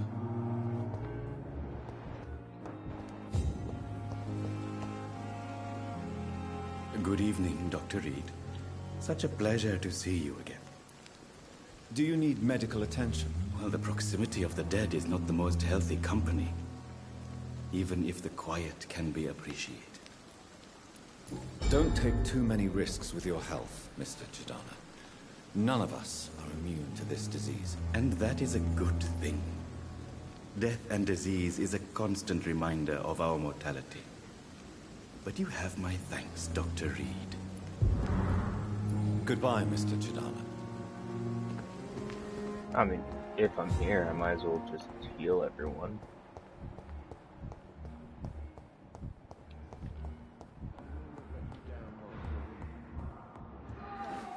I'm willing to give you the benefit of the doubt. Doctor. Good evening, Doctor. How is my son doing? Do you require medical attention as well, Mrs. Goswick? Do you know you're the only one who's asked me this? No. I don't feel well, actually. Despite what you think about this place, I can tell you with absolute certainty, taking this will help you recover. Well, at least your reputation seems well deserved. Unfortunately, I can't say the same for this hospital. Goodbye, Mrs. Goswick.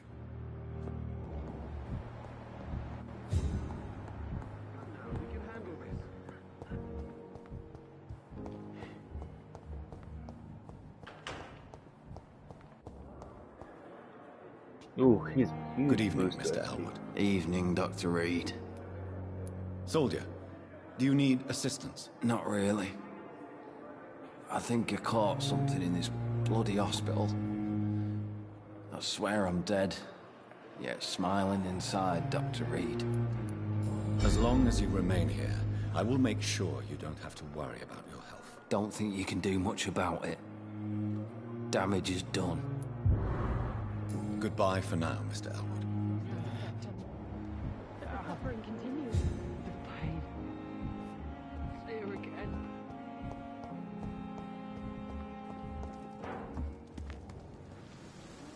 Good evening, Milton. Good evening, Doctor. Still trying to save lives?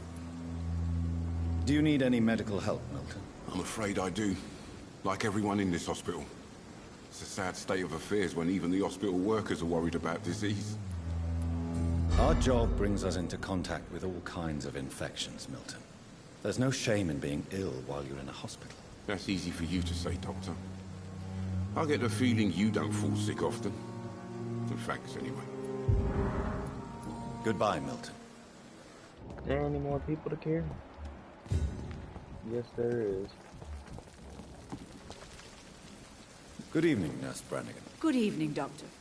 Do you require medical assistance, Nurse? I will be fine, as soon as I can get some sleep. Nurse, you won't be able to help people if you're sick.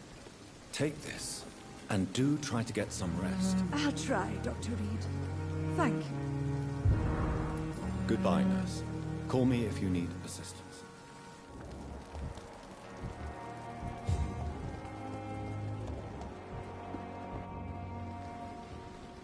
Yes, Jonathan? May I ask you some questions? Please do. I have promised to answer you. I bid you farewell. For now, my lady. Is that a graphical glitch going on? Oh no, it's that person in the bed.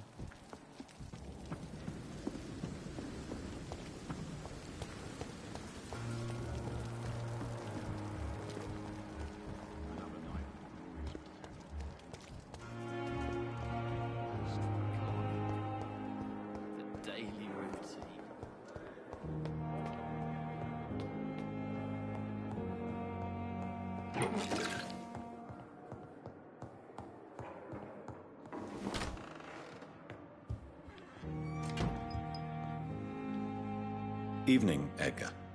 Could I get your professional opinion? Please speak, but I have something important to tell you. This strain of flu, it's very different from the one I saw in Europe. It's downright peculiar. Really? What makes you say that? I've just looked at the blood of one of our recently deceased. I see. Do you have anything more to go on?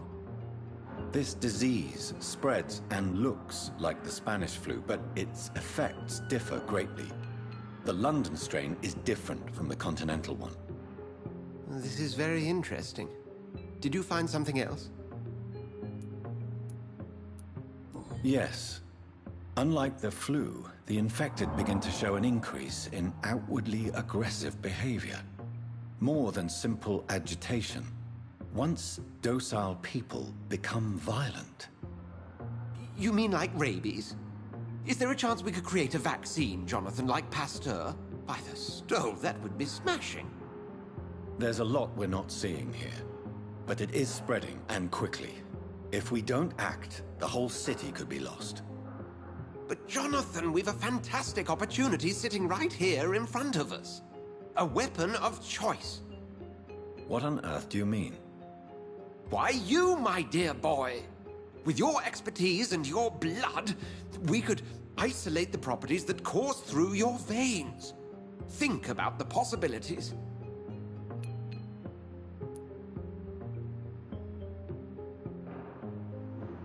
I admit it did occur to me. Blood seems to be the common factor in all of this. I totally agree. We're in uncharted territory here. Maybe it's just wishful thinking, but imagine the possibilities.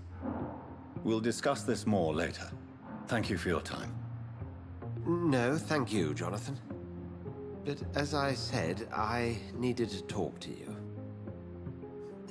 I have some rather bad news. Yes? I'm afraid it's your sister.